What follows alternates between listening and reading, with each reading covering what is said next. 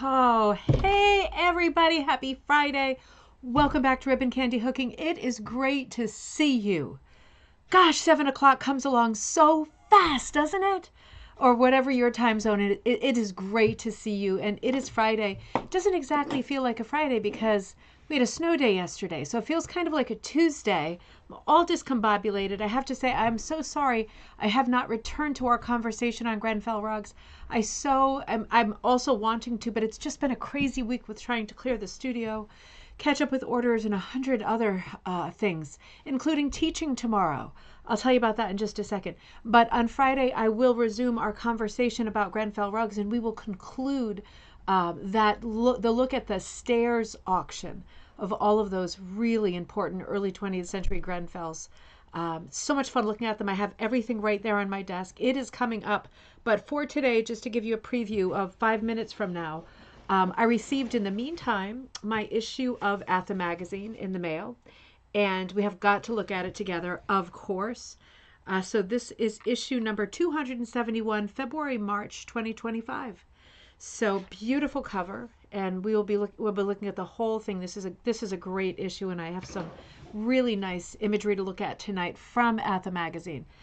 First, let me just get started. I have water tonight. I am so boring these days. Try to save my calories, you know.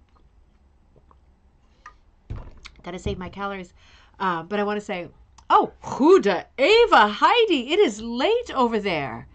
Wow, great to see you, though. Ruth, great to see you. You know what, let me change my glasses. I can't quite see you. There we go. They look like they're the same, but they're not. They're very different. You know how this is, right? Ruth, great to see you. These do not work either. Let's try lucky number 3. Nope. Okay, so lucky number 4. Sorry about this. There we go. For now, anyway, there we go. Ruth, great to see you. Welcome back. Probably won't make it, but I'll watch it later. It will be here for sure. Haven't got our ATHA mag yet. Haven't checked today's mail. Love to you. Love to you too. These are not good either. Yeah, so I guess some of you don't have the ATHA yet.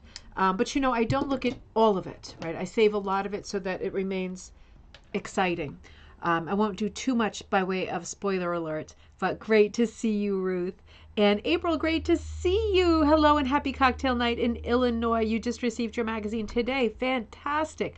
Cheryl on Cape Cod, great to see you. Happy Wear Red Day. Glad to be here. Snow for Sunday. Oh, great to see you. Snow for us tomorrow night, Saturday night, overnight up to 9 inches. Which is such a bummer because I really enjoy going to church on Sunday, and it seems like that will not be possible.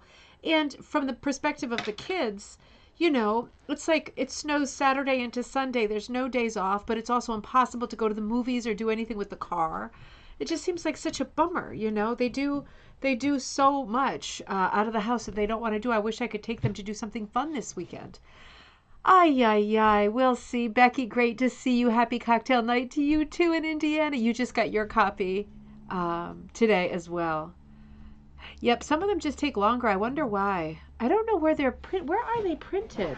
Let me, you know what? This is going to be ridiculous. I'm like spoiled for choice, but I still can't see anything. All right, I can see this. Let me see where this is printed. I never thought about that. Does anybody know like what city? Gosh, it's not obvious. It's not immediately obvious, nor should it be. Yeah, I don't know. I wonder. I'm going to just keep these guys on. Let's see. Becky. Judy, great to see you in Pennsylvania. Cheers, my dears. Linda B., great to see you in Chile, New Jersey, warming up with tea, chocolate chip cookies, and ribbon candy hooking. That sounds very good, especially the chocolate chip cookies part. That sounds amazing. Yeah. Oh, I'm sorry, Heidi. I didn't read it. You just wanted to say hi from Belgium before you go to sleep. Have a good evening with everyone together. I love the bird. Yeah, I think it's a Carla Gerard pattern. It's absolutely beautiful on the cover. And the part I see from the rug, I certainly will watch later. Sweet dreams. What's the expression in Dutch? Slaap lekker. Slaap lekker. Sleep cozy and well. And we'll see you next time, Heidi. And Dave, you logged on with your waffles and coffee and oatmeal stout. I love oatmeal stout.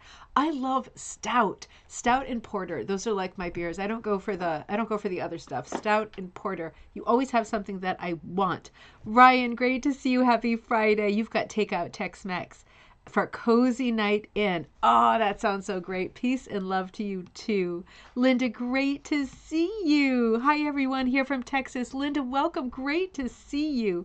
Sharon, great to see you. The snow is coming for you tomorrow too. Oh boy. Scrappin' Cricket. Oh, great to see you. I'm loving seeing all your glasses. I'm located in Deland, Florida, or Dayland. It's Dayland, isn't it? I've been corrected on that before, and I'm sorry. Great to see you. We've been in the 70s, no snow there. That sounds pretty perfect. Happy to hear that because one of my good friends is down there for the week, and I was so hoping that she would get a break, from the winter weather. Melanie, great to see you. Happy Friday to you too. You're hooking on Colleen's Maryland project. Oh, the Maryland project. Yep, I finished mine, and I sent it. Yeah, I sent it to her neighbor because she's away. I shouldn't say that. She's not at the address, the mailing address right now. But I did mail it. So I luckily got that done. I think last weekend. That was kind of plaguing me because I was worrying about the timeline on that. But that's going to be a beautiful project too. And remember, yesterday I posted, confusingly enough, in our Facebook group, which is Rug Hooking and Punch Needle Club, I posted a reminder that Tigger, to which I'm the president, and we have a wonderful board, including Colleen. We are not able to take membership dues until all of the red tape stuff is done. So I filed for incorporation so that we could be legal and receive money legally. Seems like a no-brainer, but it needed to be done. So I actually just got a response yesterday. I was all excited when the thing came because I thought, okay, great. We have got our number. We can go to the bank, open the bank account, open up membership. Everybody's waiting, watching and waiting. And it was rejected because I missed putting Tigger ink on one of the lines. It's not intuitive, I'll tell you. I don't consider myself a stupid person. It was not, it looked great to me when I sent it off. So just like waiting for weeks and then reject. And so I put it back, turned it around, brought it to the post office in the snow yesterday, got it back out. But in the meantime, the point is that we are opening up content for Tigger. So that means that myself, Colleen of Beechnut Studio, Rebecca Martin White of Storyteller Wool, Naomi Neeser Allen of Ravensgate Primitive, and Haley Perry of Loop by Loop, 5 of us with 5 rug hooking businesses. We are putting in content, right? We're taking turns doing content right now, giving out free content, projects, challenges, and everything will be free until we are able to collect membership dues. So jump on the bandwagon. I hope that when the time comes, you will join Tigger. Whether or not you plan to go to the Tigger party in November of 2027, which will be in Newport, Rhode Island. I hope that I'll see you there. I've been planning this with the rest of the board.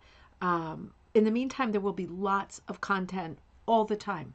So whether you come to the conference or not, it is 3 solid years of great content. And that started this past month with Colleen Tiefenthal from Beechnut Studio doing this beautiful free pattern with boats and it says Tigger on it, and it's got like these heart-shaped waves. It's absolutely beautiful.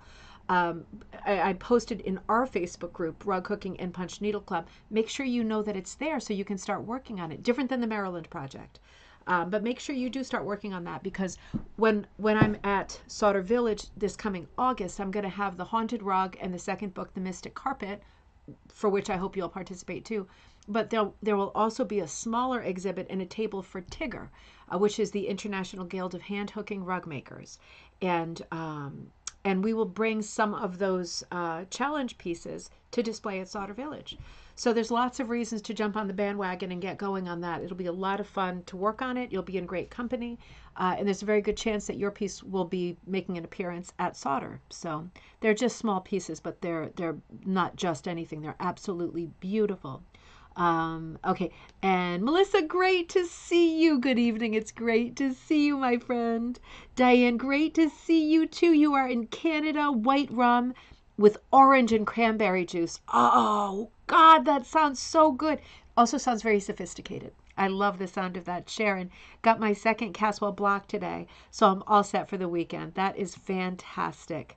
Barbara, great to see you. Greetings from Holly, Michigan. And I have to tell you about a different exchange in just a second. Barbara, you reminded me. Catherine, great to see you. Happy Friday night. Betty and Cormier, great to see you from Quebec City. I'm so happy that you're there. Mom, great to see you. Hello and happy cocktail night. And she is in Granby, Connecticut. Hey, Mom, I love you. Great to see you. Before I forget, so there's another thing going on within Ribbon Candy Hooking in our Facebook group, Rug Hooking and Punch Needle Club. It is the Wish You Were Here postcard exchange, small rug exchange, so postcard size. The description is in the Facebook group. It is called Wish You Were Here, and I think postcards are what, 4x6? I think 4x6. The full description is there. There is a Facebook page set up for the Wish You Were Here postcard exchange. So these are small mats, and the idea is that you hook a postcard, something to do with where you're from. And you are given a name, like, so the names are exchanged, and that will happen tomorrow. And then if there's people trickling in, we'll deal with that later, right? Because not everybody's going to catch it at the beginning. And you do your rug and you switch it with the person whose name you got. And so this will be moderated by Ruth and Barbara. They're both on the Facebook page, which is separate from the Ribbon Candy Hooking page. It is the Wish You Were Here postcard exchange page, and it is its own challenge. Now, one of the reasons we're doing this postcard exchange is because the due date for the next Magpie Times magazine was February 1st, so that is essentially closed unless you have something that you want to bounce off of me. And that will be the Busy Bees issue for spring. The following issue will be the summer issue. God, does my back hurt. Will be the summer issue, and the theme for that is Wish You Were Here holiday postcards. So if you would like your postcard from the exchange to be featured in Magpie Times magazine, the summer edition, the deadline for the summer edition is May 1st, right, for the Magpie Times summer. So before you send your postcard to your exchange buddy, take a great photo of it, really clear, good light, and send it to me, right, at ribboncandyhooking@gmail.com, so I can include it in that feature about the rug exchange, the small rug exchange, Wish You Were Here, right? Something to do with your town.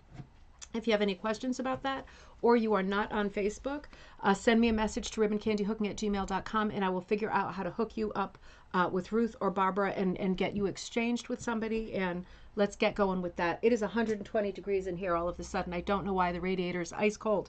One more thing before we start our content for tonight. Hold on. Whew, hot, cold, man. I love it. I did crank the heat up.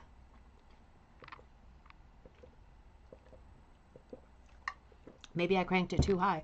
So tomorrow I will be teaching in person in Connecticut at Madison Wool. Madison Wool is a shop that is owned by my dear friend Dana. It's a beautiful yarn store, and I've done a lot of classes there. I teach almost every month there. Punch needle, hooking, multi-strand, braiding. Tomorrow it's Amish toothbrush. So I think there are 2 spots left. If you're local, give Dana a call in the morning. I'm going to bring, the maximum is 10 in that space. I'm going to bring kits for 10. I'm going to bring more, actually. And we will be making Amish toothbrush rugs during class. I did this one this afternoon between running around and dropping the kids off and picking the kids up and dropping them off and picking them up. I did this in about the 2 hours in between. And this is what an Amish toothbrush rug looks like. Let me show it to you a little bit closer up. It is a proper rag rug. And I made this with a ton of the vintage, it's like 1960s, 1970s stretch, sort of poly knit materials that I have. I have tons and tons and tons. Color's not very good. You'll see a video on this. So I recorded a video on making this. It's called an Amish toothbrush rug. It is truly, truly a rag rug. It's very easily done. It looks like it's crocheted. It's not crocheted.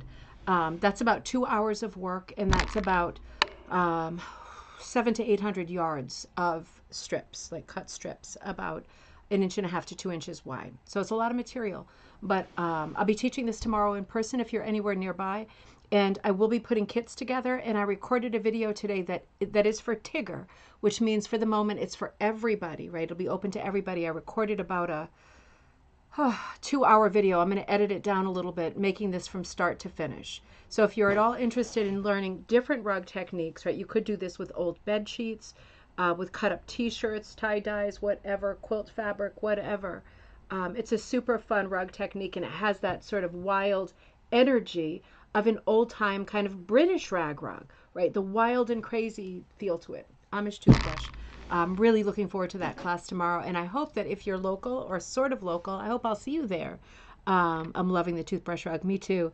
I really love it. And you know, the thing about these polys is, like, look at these crazy prints. Now, what does this remind you of? Come on. I know we're all different ages, right? And I am 52.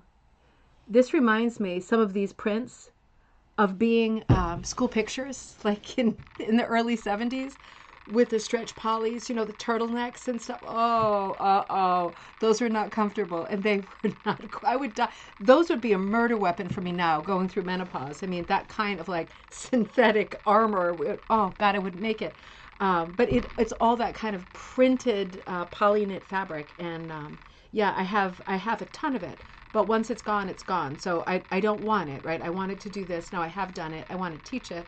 I want people to learn it. And I want to use up this material because there's like 3 or 4 racks of it in the basement. I would like those racks back, really. So more on that another time. But man, it's a lot of fun, and it's very, very fast. It is super interesting. It's basically the buttonhole stitch again and again and again with a very, starting out at least with a sort of specific formula for the ease, right? When you go around the top of a rug, it's round, so you have to add ease, like the cap of a sleeve, right? It's not straight across. That wouldn't work. It's got ease, so it's like rounded. There's a formula for that when you're doing something with stitches, and if you're a knitter or crocheter, you already know that, or if you sew clothing, you know. Same thing with these rugs. It's pretty much the same stitch the whole way through, and you'll see that in the video. But you do have to add ease at the top and the bottom. So, and if it's a circle, you have to add ease intermittently all the way around, right? Otherwise, you get a bowl, right? Because it'll just buckle. Now, if you want a bowl, if you want a super artistic fiber bowl, not for cereal, and you want, you know, some gallery piece, then you don't want to add ease, right? Because it will cup, right, and turn into a giant bowl. Anyway, lots of fun. I hope I see you there in that class tomorrow. But for tonight, let's look at this copy of ATHA magazine. ATHA is the Association of Traditional Rug Hooking Artists. ATHA has both chapters and a publication. So you might have heard of ATHA, and maybe you're thinking, oh, I thought it was a group, not a magazine. It's both. So there is the magazine that is published, and that's what we're looking at tonight.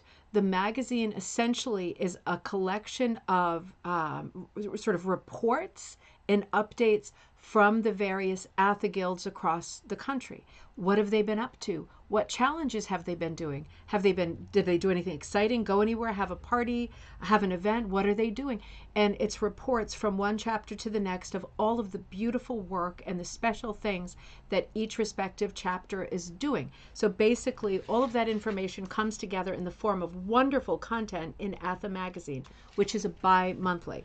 A little bit different than Magpie, which is a quarterly, and different than Rug Hooking Magazine, which isn't a bi-monthly, because if you think about it, it goes 3 months over the summer. So ATHA is putting out the most content in terms of being a magazine, and it's pulling directly from all of those wonderful ATHA chapters across the country. If you are a beginner hooker, or you're just coming to the craft and you're thinking, I'm ready to get serious, look for your local ATHA chapter on their website, ATHA. There might be something near you. There might be several near you. And then you can you don't have to sign up. You can go check it out, see if you like it, decide if you want to be a member. Being a member has lots of benefits, right? Because they constantly have talks. Like I speak at ATHA guilds all the time. So they'll have speakers like me, other people, business people, different talks from different people, and each ATHA guild kind of feels who they want their speaker to be, feels that out, and sets up dates and all of that stuff. So you get entertainment and education, but you also get a lot of camaraderie, right? Because you're sitting with your buddies, learning, right? Learning what they're doing, learning their techniques, exchanging ideas. It's just a lot of fun, and if there's one near you, it is well worth doing. The magazine is separate from membership. You subscribe to the magazine if you get the magazine, and sorry, the fun continues. And otherwise, the chapters are just the chapters. You go and it's in person, completely separate entities. So what I want to do is look at this month's bi-monthly issue. And it always is lovely. So I'm going to let me first take a survey. There are a lot of ads in ATHA and Raw Cooking Magazine. I'm giving myself a sort of undue and unnecessary congratulations, because I have to say, Magpie Times, Judy and I still do not have advertising in Magpie Times, not one advertisement. And to be fair, the reason that ATHA and Raw Cooking Magazine do need to have so many ads is because they have staff. Judy and I just do it, right? So that hence the busyness and the white hairs that I cover up. But these other magazines have staff and physical spaces, and they print traditionally. So it's apples and oranges in every case.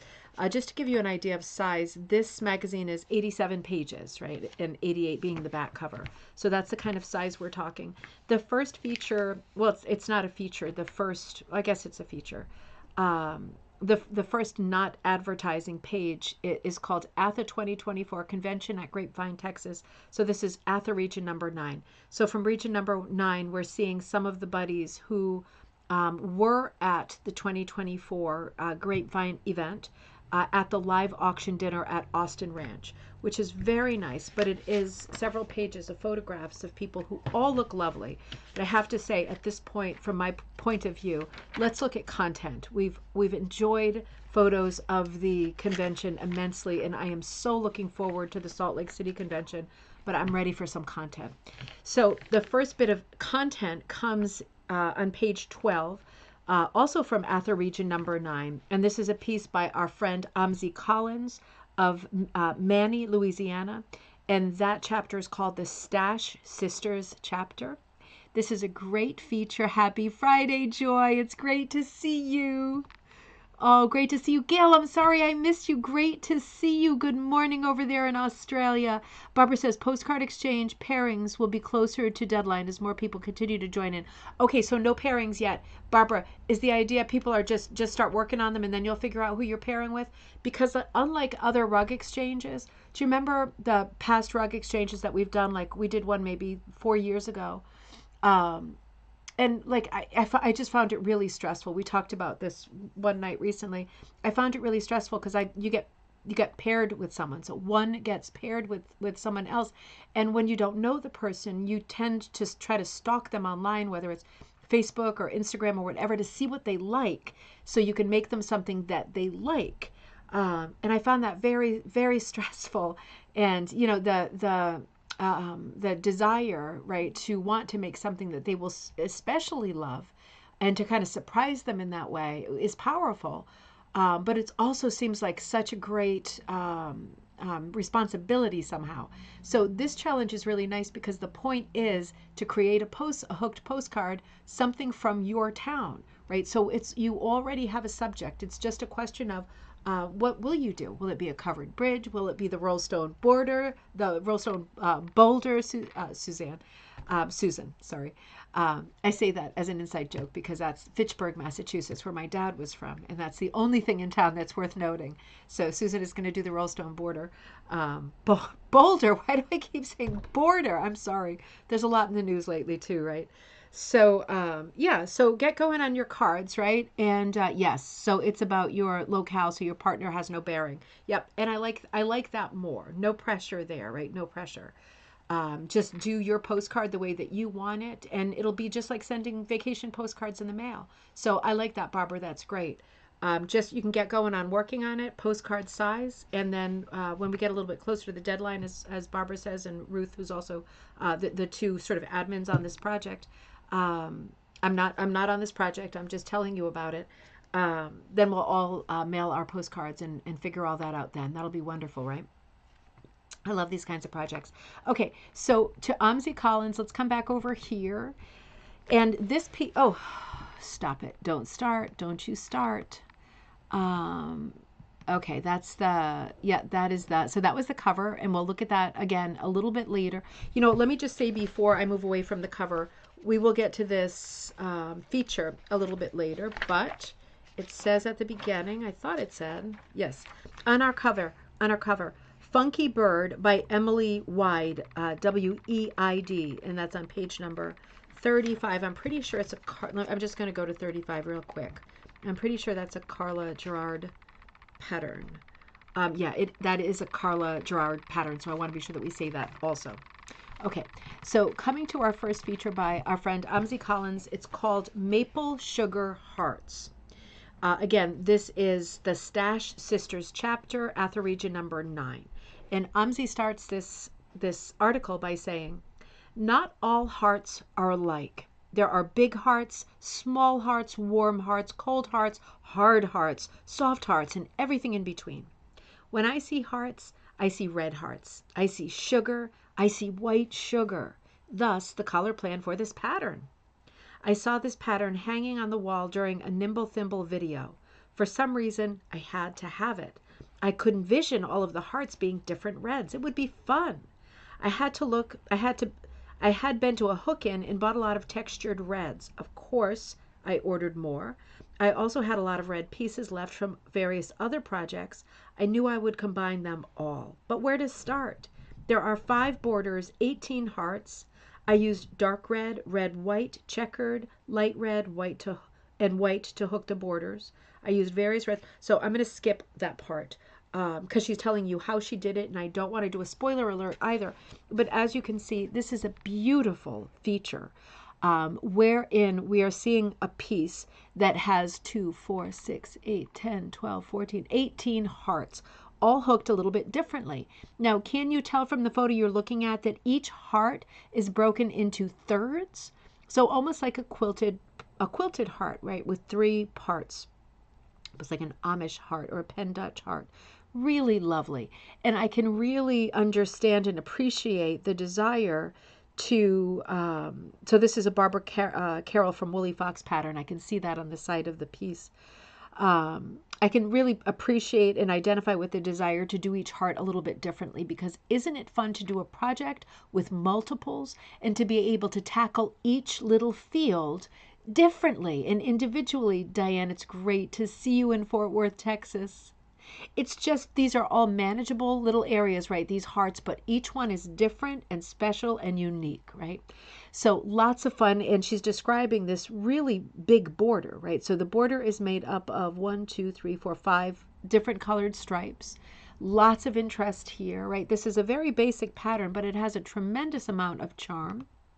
And these are some of the materials that Amzi was talking about. All of the different reds and some whites and some sort of white red. So all kinds of combos, different shades of red. I would say mostly primitive shades of red, this sort of tomato soup red. Oh, I hear someone barreling down the stairs. I think we're about to have company. Lots of patterned, textured wool, right? Creating so much interest. What a beautiful article. What a fun piece. And I don't know if you noticed in this first photo, but you can see there is some whipping around the edge. And the whipping is more of an orange red. It's a variegated, so it changes colors, but it's a brighter, more orangey red. Now, isn't that interesting?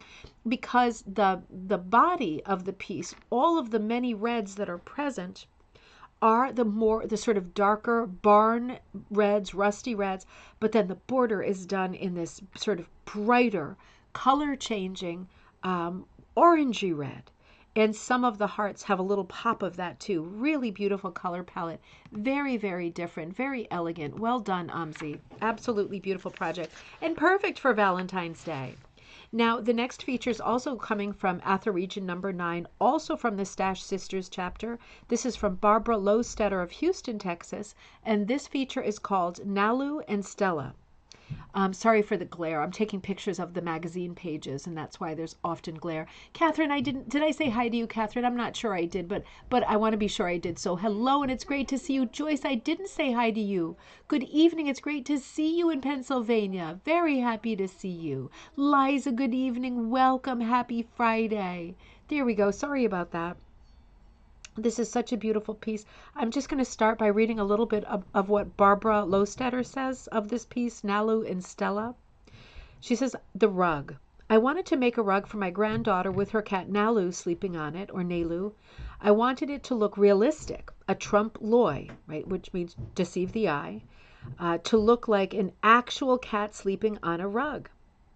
I didn't want the rug design to overwhelm the cat, so I chose a simple geometric with a few colors to look like an actual rug someone would have in their home. At this point, I decided to add another cat to balance out the rug, my long-haired calico with brighter colors. And I guess that's Stella.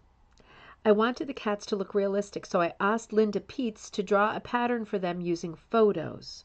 She did a wonderful job coming up with simple, attractive designs to follow when hooking. She also told me how much to enlarge each drawing to match the actual size of the cat. I enlarged the pattern as instructed and transferred them on top of the diamond pattern, which is the background rug. Linda also suggested using blues as a good color start to complement the cats.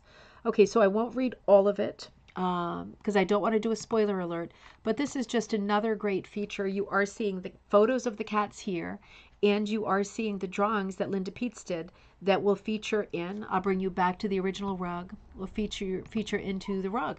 Having these stylized drawings, right, is going to help a lot. And of course, when you're hooking an animal or a person that you know, and you know that distinctive personality, right? You know other people, it's a cat, but to you, it's not really going to look like your cat unless the lines are just right. So it's great whether you do it yourself or you have somebody do it for you. It's great to have somebody translate the lines in such a way that you feel comfortable. And hold on one second, I'm just going to flip to the next one. Wait a minute. You feel comfortable that the faces actually look like the character, the animal itself. So I'm moving on to the next feature, which is this isn't one I have photographs for. It's called Attending the ATHA Convention. And this sounds like sort of a memory article, but thinking back on the ATHA Convention, written by Deborah Johnson, Star Valley Ranch, Wyoming, and Germany, ATHA Region 14 representative, and again, this is ATHA Region number 14. So this is a story about a feature about Deborah's experience visiting the Grapevine Convention of ATHA, which was this past year, 2024, and some of the things that she saw there, some of the photos that she took. So that's the next feature. Then we move on to another feature from ATHA Region number 8 called Rugs Between Friends by Laura Lee Rose of Centralia, Montana. I don't know why I didn't. This one has. I didn't photograph this one. It's like a friend photo here, which is super cheery. 4 friends from Missouri have been hooking together and crossing hooking events off their bucket lists for 10 years or longer. And it talks about the 4 friends and getting together. So it's a sweet piece about friends, hence rugs between friends. And that again is, that's from the Big Muddy Rug Hookers chapter, Montana. And then we have some pages of ads, and then we come to our next feature. So let's come back over here. This is a feature. Let me walk you into it first. Another feature I thought was very, very nice and useful by Lisanne Miller of Wells, Maine. Lisanne is Cushing and Company, using nibs and nabs to hook a new project. And let me start by reading a little bit. Lisanne says, "We all love to use what we have and create something new with it, especially cut noodles. While a good hit or miss like the kitchen sink rug is always a potential for the frame, sometimes the oddest patterns create the best nib and nab rugs," meaning hit or miss. Recently I went into my nibs and nabs bag, which is a large blue Ziploc that fits under the bed. The cut noodles, that's a good idea, right? Because that would keep the moths out if it's in a Ziploc.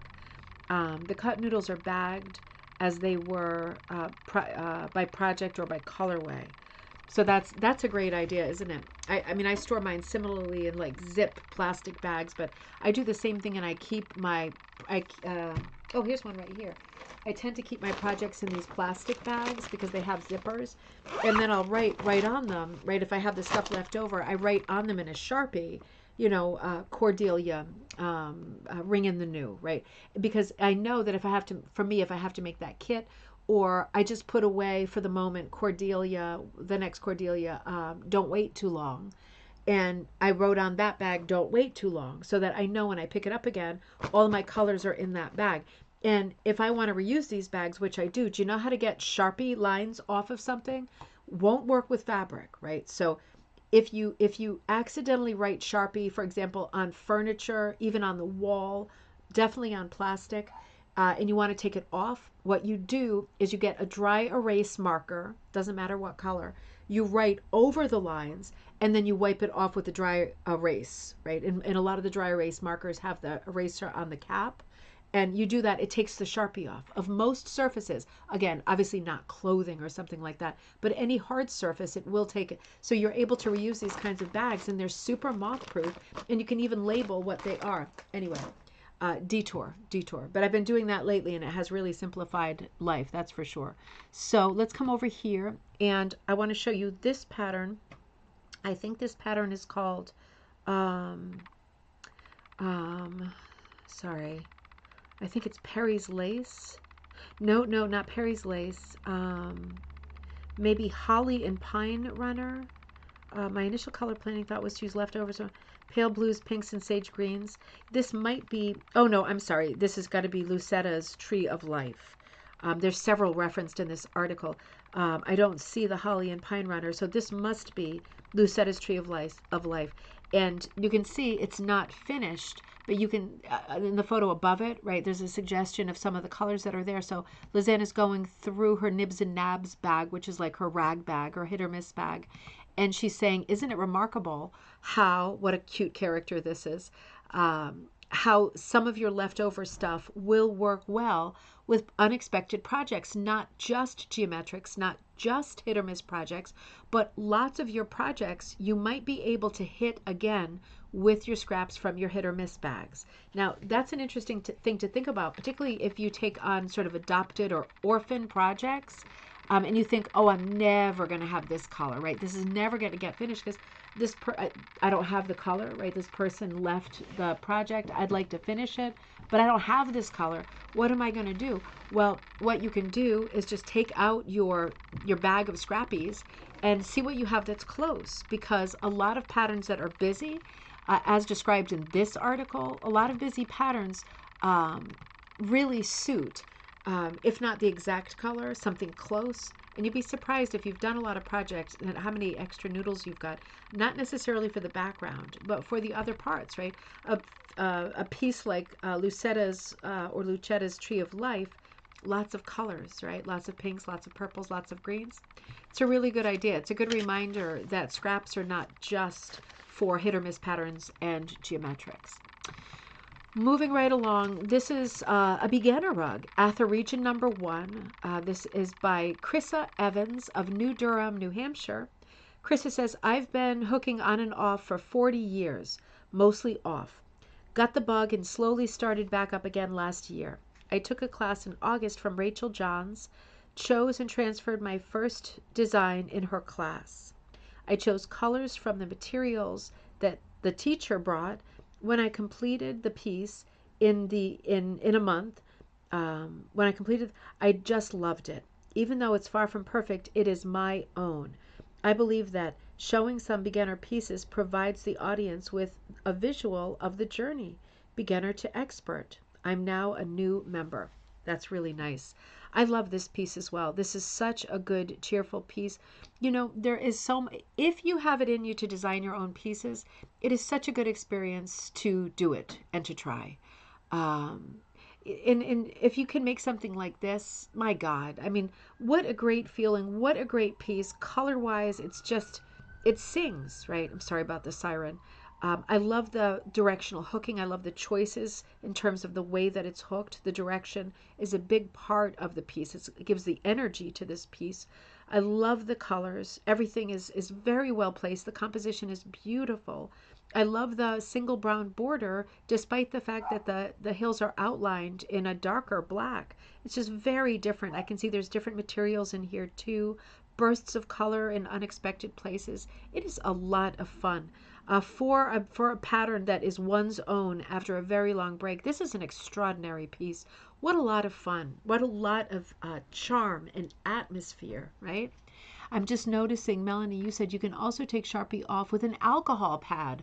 Okay, great. Oh, that's even easier. That's great. Beautiful piece, Krissa. I absolutely love it. This really is so charming. And it does feel great to do a piece that's special to you and to execute it and get it done quickly. Really nice story. This piece is called A Love of Americana by Judy Goodrich of Huffman, Texas, the Stash Sisters chapter, ATHA region number 9. Judy says, I love all things Americana. I think this love stems from the travels across the U.S. that my late husband JC and I did in our RV. When we began traveling, I had not yet found rug hooking. At that time, I was quilting, and still do, as well as learning to knit, which is definitely not my forte, and cross-stitch. After moving back to the Houston area for the second time, and finally retiring here, I was introduced to hooking by a friend, and I've never looked back. And it goes on further. I just wanted to give you an introduction. This is such a beautiful piece by Cammie Bruce. It's called Americana Stars. Beautiful, simple, primitive, but you can see there's so much room for play here and variety. I really love the hooked piece itself, and I really love this border. We often see the lamb's tongue border, which is the rounded sort of clamshell trim on the edges. Those are also called pen wipers, the rounded ones. These are also pen wipers, right? If they came off individually, they would literally be pen wipers. But we rarely see a wool applique trim, right? So the border is not hooked; it's wool. It's sewn with a needle. We rarely see a border that is an unusual shape like this. This is like a sawtooth border. It really is clever and so fitting for this piece. It's a very simple piece. The border is quite complicated, but the shapes of the sawtooth trim around the edge really mimics and mirrors the shapes of the stars. I think this is absolutely brilliant. The border is very fussy, and there's a lot of sewing, but it is a perfect mirror, and I can't imagine anything complementing this piece better. It adds so much to this piece. Judy, this is absolutely beautiful. You did a gorgeous job with this. Oh, Linda B added, or use disinfecting spray like Lysol. Oh, really? Interesting. I have both of those things in the house. That's interesting. And I know one person in this house who has written in Sharpie on the walls. Not recently, but dear, oh dear. All right, so I'm moving forward to a wonderful feature by Kay Fleskis of Beaverton, Oregon, the Northwest Rug Chapter, photography by Owen Carey. This is ATHA region number 11, and this is called the Carla Gerard Group Challenge. So Kay writes, are you looking for an idea for a group challenge? The Portland area rug hookers certainly were. Something that would lift our spirits during COVID and yet would provide a range of options. A couple of people in our group had done Carla Gerard patterns and appreciated their cheerfulness and whimsical spirit. And I'm going to hold there because it's not a long article, but I want you to read it when you get your copy, and most of you have. I want to look at some of these pieces that are just stunning. This piece was hooked by Katie Powell, and this is called Seaside City. Again, this is by Carla Gerard. Really beautiful. So the challenge was to do a piece by Carla, and this is during COVID. So people were working on these pieces, and just the very nature of Carla's work is super. Kay said it perfectly. Whimsical, cheerful, right? And at that time, we all needed that for sure. This is a piece called Swirl Tree, Two Birds and Houses, hooked by Janet Powers. You can see with these pieces, the color is very important, right? And I think the very nature of these pieces, they are so whimsical. They lean a lot into Klimt and also Friedenreich Hundertwasser, very much in terms of like the decorative layering. Very pretty, very filigree, very cheerful. But you can see how color is important with these pieces. They're sort of calling out for really cheerful and bright colors. And we often see the Carla Gerard patterns done in that way. This one is no exception. Downstream, hooked by Marina Palo. So sweet. It reminds me of the Owl and the Pussycat. Cute characters in the boat, right? Taking a moonlight row on some fairly rough water. Lots of Klimt-esque patterning all over the place. Really beautiful, cheery piece. This is the feature that also, let me come back to you here, has the bird that is on the cover, right, that we talked about at the beginning of the show. So that's part of this feature, just so you know when you're going through it. I have more. Hang on. I love these two, Judy. They are so fun. There we go. All right, got nervous there. Oh, I love this one too. I'm not putting everything in here. Again, I'm not putting everything from any feature. I don't want to spoil their fire, you know, if you haven't seen yours yet. This piece is by Crystal Buckley. It's hooked by Crystal Buckley. It's called Deer and Bird. Crystal envisioned a dream sequence, and in her dream, the deer is pink. Why not? Such a lot of fun. Don't you love the plumes coming out of the houses as well? And this sort of sci-fi landscape with these overgrown kind of ferns, much bigger than the deer itself. Such a lot of fun, such great folk art feel, and so colorful. These patterns would really lend themselves perfectly well to a dreamscape. I think that's a great idea. Everything is sort of wobbly, colorful, very artistic, really, really beautiful patterns. All right, I am flipping to the next feature because we have got a lot tonight. Now, this feature is called the Camellia City Rug Hooking Guild, a community of rug hookers and fiber artistry in Sacramento. This is ATHA region number 12, and this feature is by Debbie Gable, photos by Cindy Fry, Jim Job, Debbie Gable, and Kirsten Fowler. So let me just read a little bit to walk us into this. Nestled in Sacramento, California, the Camellia City Rug Hooking Chapter stands as a vibrant community of artists, creators, and fiber enthusiasts. With 40 members strong, the Guild meets monthly to share their love for the art of rug hooking, a time-honored tradition that blends skill and creativity into functional and decorative work. I'm just going to fast forward. Founded 30 years ago. Okay, in 2023, the Guild embarked on an exciting challenge that captured the imagination of its members.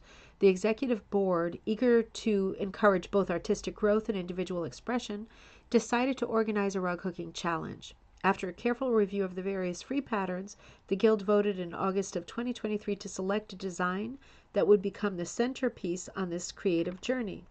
The chosen pattern was Autumn Splendor, which is 16 by 20, designed by Julie Thomas, and it came from Rug Hooking Magazine.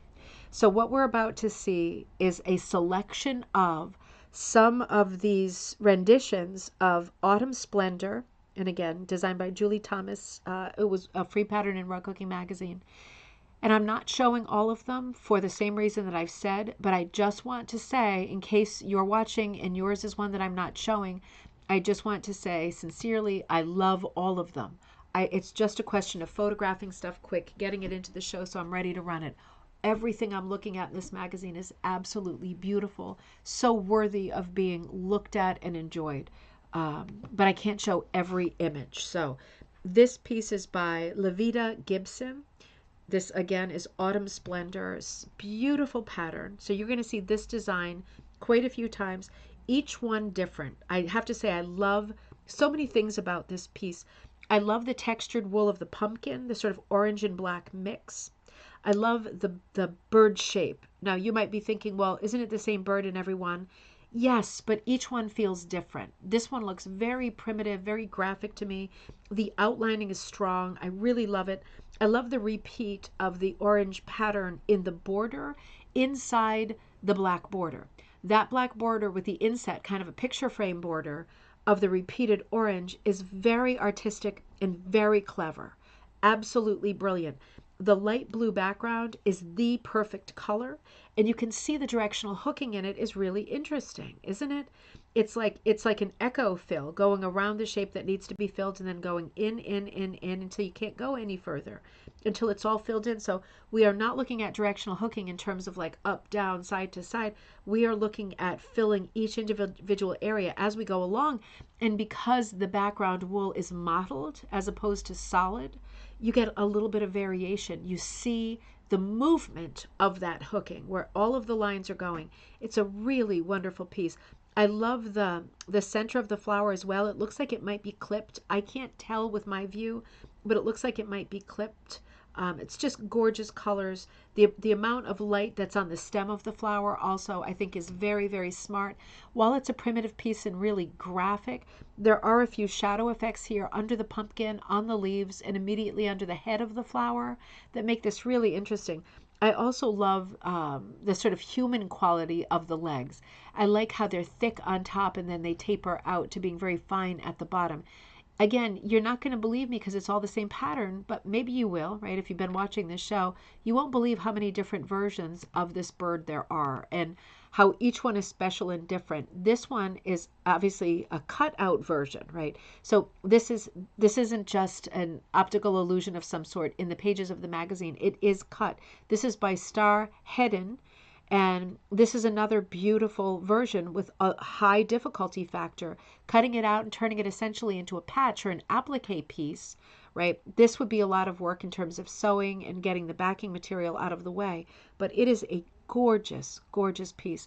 I love the white pumpkin with the sort of maroony accents, the fresh spring green leaf. The bird's head is kind of disappearing into the flower here. They have to touch because it's a cutout, right? Otherwise it would have no integrity at all. Very different, very pretty. This one is by Robin Price. Very different. Yet again, we are not looking at a crow. We're looking at a robin. I think it's a robin, a red-breasted robin. Absolutely beautiful. Lots of patterned wool, dip-dyed wool, mottled wool, painted wool. Lots of variety here, and yet even though there's very little solid wool in this piece, the piece is not confusing to look at. It has a ton of energy. A lot of that is because of the background, right? Being some kind of patterned blue that must have been a small scale but very regular pattern. Hold on one second while I take a sip. I love the dip-dyed petals that go from white to green or from sort of vanilla and blush colored to green. Beautiful. In the center of the flower, make sure you're not making noise in there. Nope. The center of the flower is sort of painted, many colors, not just one color modeled, but lots of colors in there. You can see the veining, the ribbing on the pumpkin. I remembered the word ribbing, is multicolored as well. And one of the other details that's different in this piece, two things. It's a shaped border, right? It's not a square. So that shaped border is a conscious choice. I think that is a really smart idea. The other thing that really stands out as being different is that in this version, the stem of the pumpkin has the curly Q. So that isn't part of the design. I think that is really sweet and adds a lot to the design. Small changes, but doesn't it make such a big difference from one to the next? Again, I'm just taking a kind of a cross section because there's many in this article. There's many. This one is hooked by Timna Hughes, and I really love this one as well. We are seeing a pumpkin that is painted wool, has lots of different colors in it, right? Not just orange, it's painted. There's greens, there's different shades of orange, there's light kinds of khakis, there's dark browns. It's a very colorful pumpkin, but overall it does read as orange. In this interpretation, there's a little bit of ground showing, but you do see the background under the ground. That's really smart. It almost looks like a paper cut. It stands alone. The ground, the dirt under the pumpkin is not rooted to the bottom of the frame, right? It has been separated. It has been detached. I think that is brilliant. I think the touch of putting the little ladybug on the flower is also absolutely stunning. My favorite touch with this piece is the confetti background. The confetti background has a controlled color palette with the browns, the caramels, the mustard yellows, grays, whites. So it's a limited color palette in the background, but this confetti hooking in the background is done in a sort of haphazard way, as one would expect confetti to be done, but it tends to be going north-south. And that is interesting because when I confetti, I always tend to just go in every direction. And now that I see it going north-south, I think that really is fun. It reminds me of like a ticker tape parade or something like that, you know? And because of the colors, it doesn't look like precipitation. It's really cheerful. It's really smart. I really love this interpretation. You see how each one is so different and special. This one is by Kristen Scott. Wait a minute. Did it say Kirsten Scott on the last page? Okay. Oh no, Kirsten Fowler. Okay. Just want to get the names right. So this is hooked by Kristen Scott. I'm sorry. This again is very different. And this got the very sort of Van Gogh palette. Lots of blues, yellows, orange, also green here. So the flower feels a little bit different to me here, because on the last one, I think, just one more thing here, there's a one more petal added, one more leaf added. Do you see what I mean? Right under the head of the flower. That's another addition that's different with that one. So again, oh, cheers, my dears. Catherine, great to see you. Happy Friday. Each one is special and different. This one has a great color palette, very similar tonal value between the yellow flower and the orange pumpkin. Light, bright, luscious, and beautiful. Reminds me of early autumn. So, so pretty. I love the shape of the bird on this one too. It's a very stout bird, very strong kind of Eric Gild, the artist Eric Gild, if you know that printmaker. That sort of stylized bird that he would do. Really love the shape of the bird. The horizontal directional hooking here really steals the show. I mean, I love the whole piece, but it's so interesting and curious to see this much of a horizontal pull with so many different values of not just blue, but periwinkle, purple, white, gray. There's lots of values. There's lots of colors in that background. Yet they are all colors that can be and are moody sky colors, right? They're not bright blue sky colors, right? The sunflower and the pumpkin are really bright colors, and it creates a lot of interest because if you literally were to see a pumpkin and a sunflower that were that bright, it's almost bathed in sunlight, like it's almost washed out in sunlight. But the sky says otherwise. The sky tells a different story. It's a story of a more overcast day. Now that's curious, and whether you notice it or not doesn't matter, because that sky versus those colors create drama and theater, right? And make the piece just so super interesting. These are all wonderful pieces. Judy says, I love the suggestion of the fluffy clouds in the directional hooking. Yeah, that is a great thing to notice, Judy. The directional clouds are not done as big, fat, puffy clouds, right? Like big puffy stickers. They are done almost sort of pixelated in the style of the background. The commitment to doing the background in horizontal lines is interesting because it's only the background. It's almost like there's a filter behind the image. And yes, making that commitment to creating shifting cloud shapes, I almost said a bad word there, is interesting because Kristen is sticking with the idea of working in this typewriter style right across, right? And it does look a little blocked out and pixelated, but it's very cohesive because the whole sky is in that style. And then this layer of storytelling in front with the bird, the pumpkin, and the flower sits on a different sort of plane, right?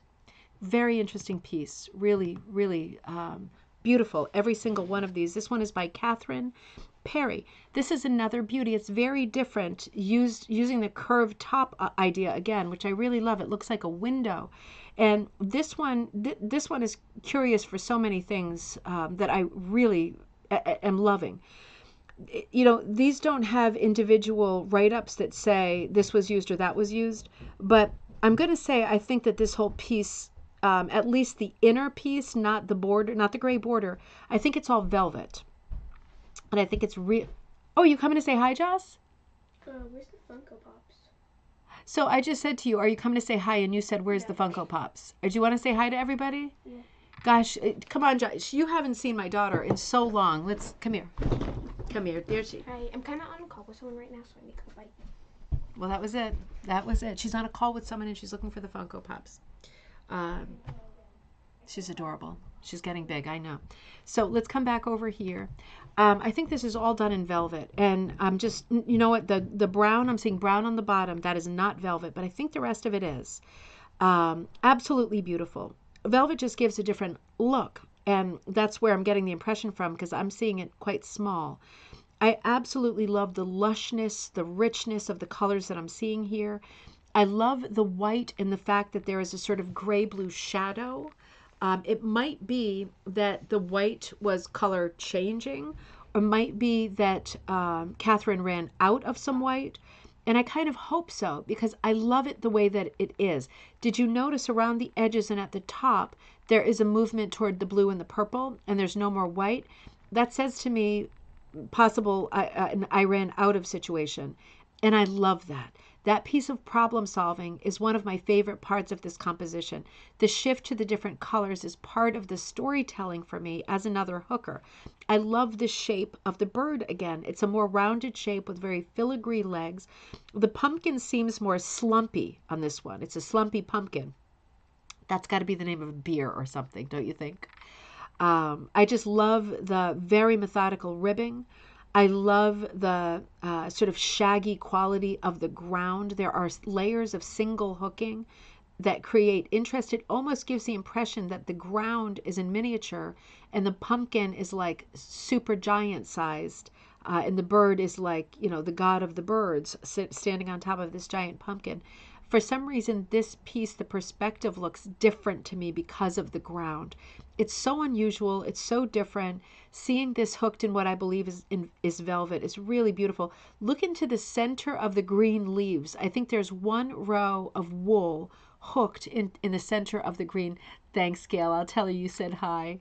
That little puff, she's on a call with friends doing a game or something. I love this piece. I really love this one. I love all of them. I love all of them, right? I'm not partial to any one over another, but gosh, it is wonderful to see them all together. So this one is hooked by Carol Pinkins. And now what kind of bird is this that has that red on its head? I know you all will know, in like little red booties. This one is so different again. More interesting things going on here. The blue background is so unexpected, particularly with the black bird. I love it.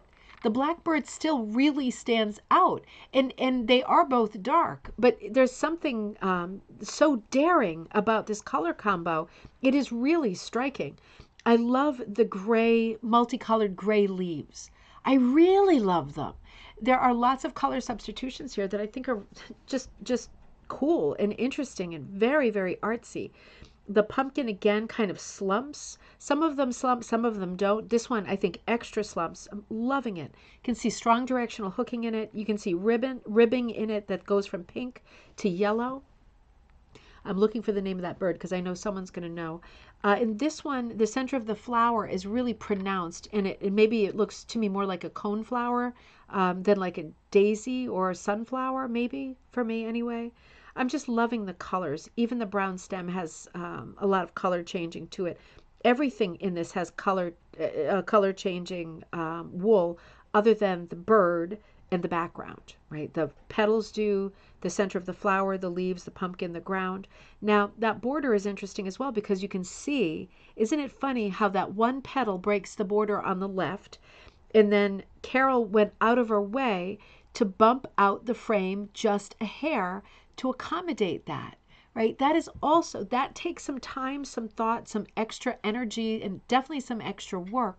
It's only a touch, it's only a hair of a jutting out, but it's really interesting for me. It's really curious. It breaks the border and then it bumps out the outer edge. It's a funny kind of optical illusion. I think it's a lot of fun. It's clever.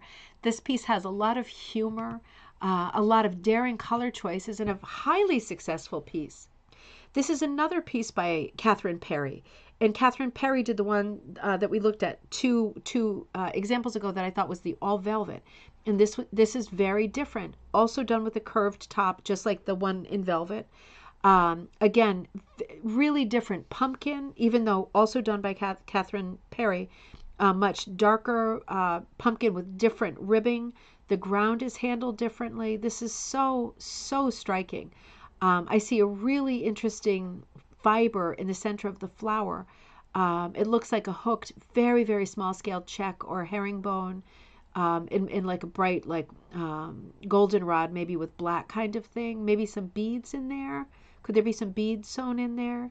I love the petals again, very pronounced, very different than the velvet version. The shape of the bird different again. The background, for me, the background in this piece is such a showstopper. Very different, right? Combining the cool blues, that sort of light kind of baby blue that with a hint of green, that more periwinkle blue, and then the oatmeal colors, right? Super unexpected, really different. That's a lot of color variation in the background, but you can see that it still reads as a light background. Just goes to show you can have a lot of color in the background, but if you do it right, it's all going to work, right? It's just more colorful because this isn't a very involved piece, right? This is a very simple piece, and yet look at the amount of color in this thing. It is so pretty. These are all so pretty.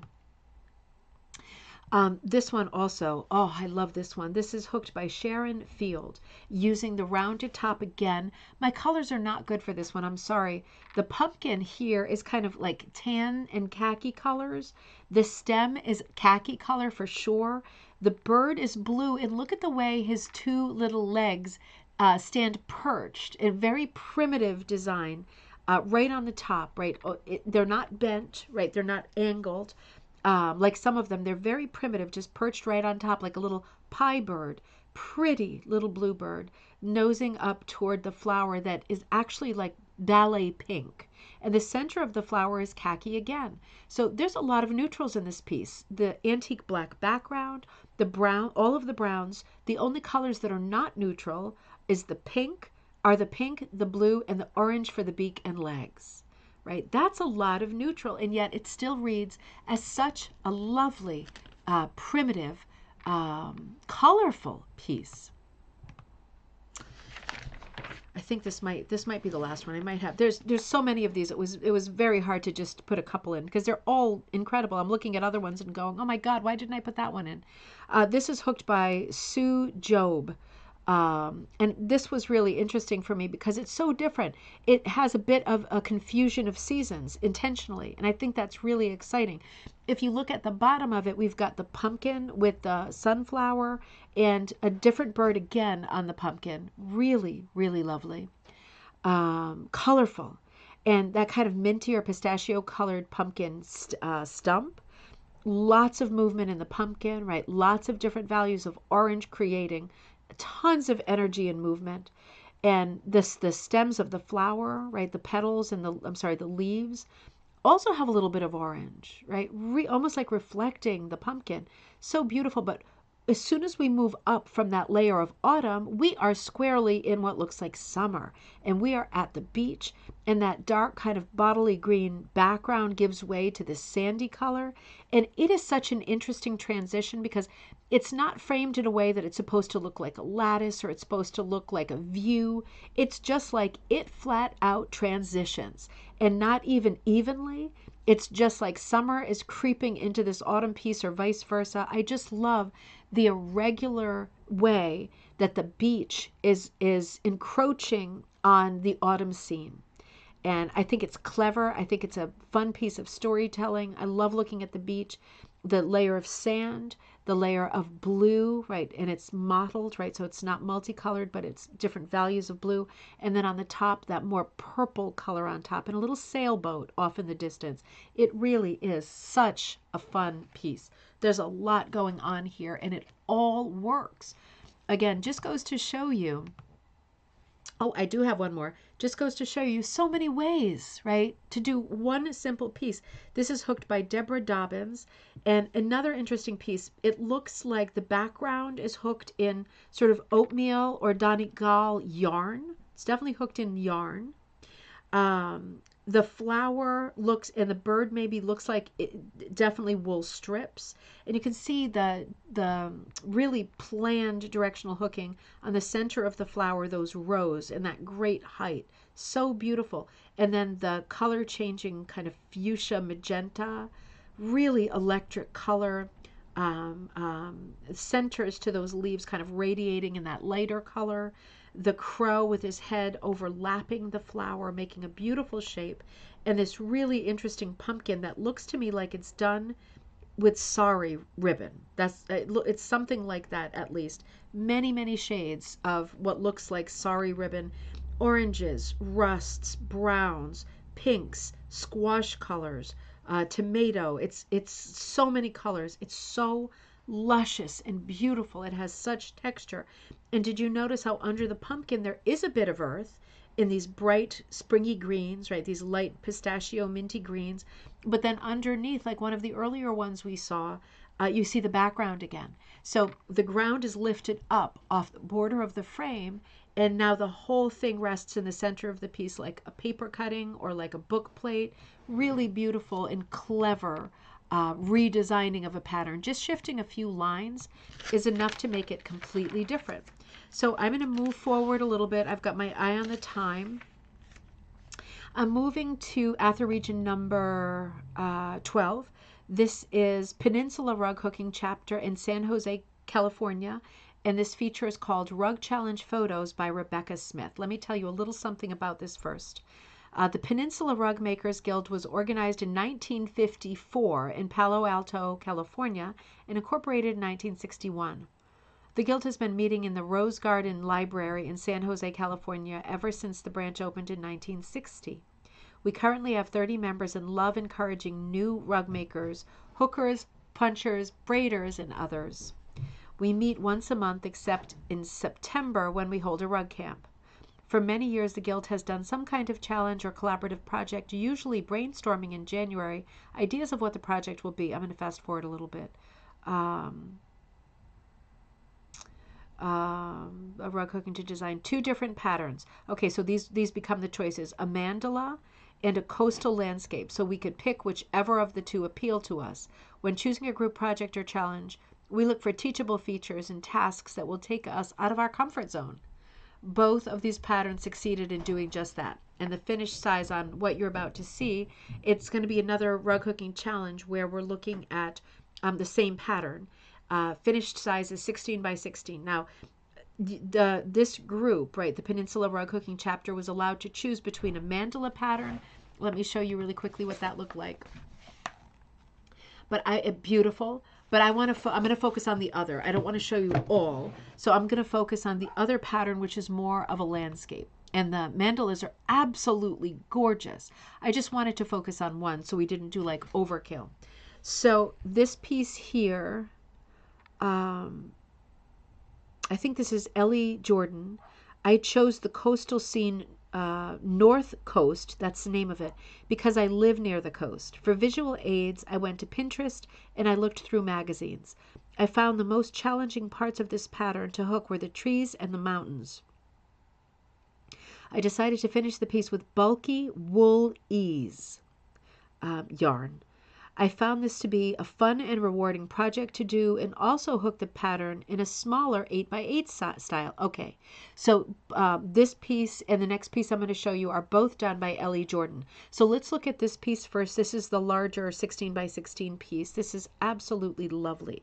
And Ellie's telling us where she got her inspiration. She went online and was, fooling around, looking at pictures online and in magazines and looking for color inspiration. And man, she got it. This is so lovely, breaking up the landscape, right? All of these distant, it looks like sort of a rocky view, maybe some kind of lowland, but each compartment done in a different color creates just such a lovely sort of rainbow quality, but also so much interest and so much color in this one piece. I love the weight of the tree on the right with a little bit of detailing in the bark.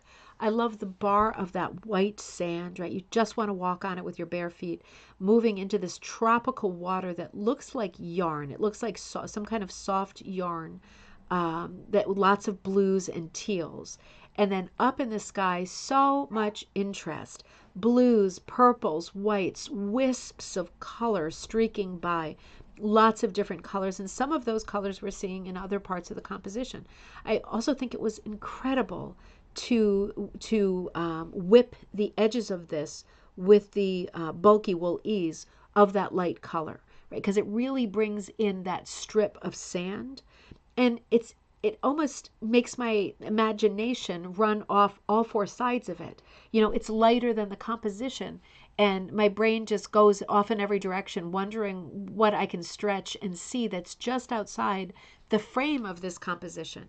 It's just a gorgeous piece. Color-wise, it is electric. It is such a lot of fun.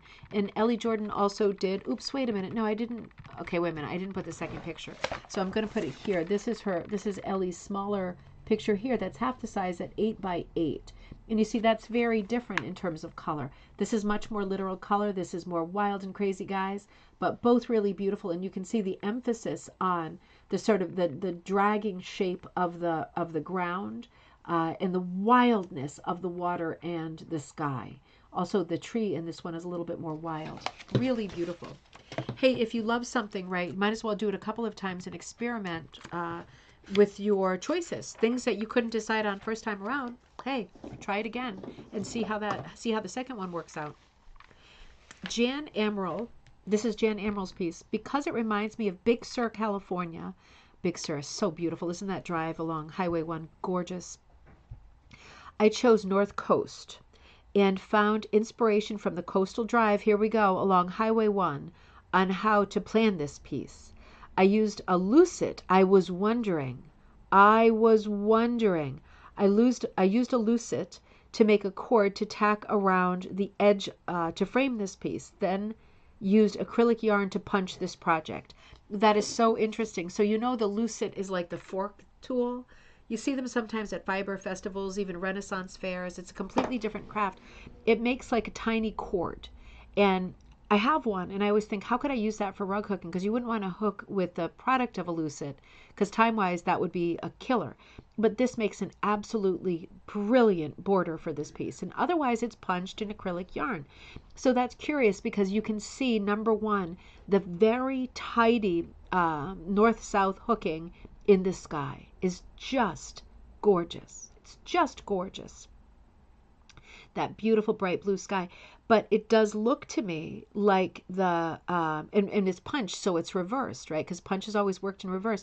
If you think about the last piece, Ellie Jordan's piece, the land was on the left and the tree was on the right. So this is reversed because it's punch.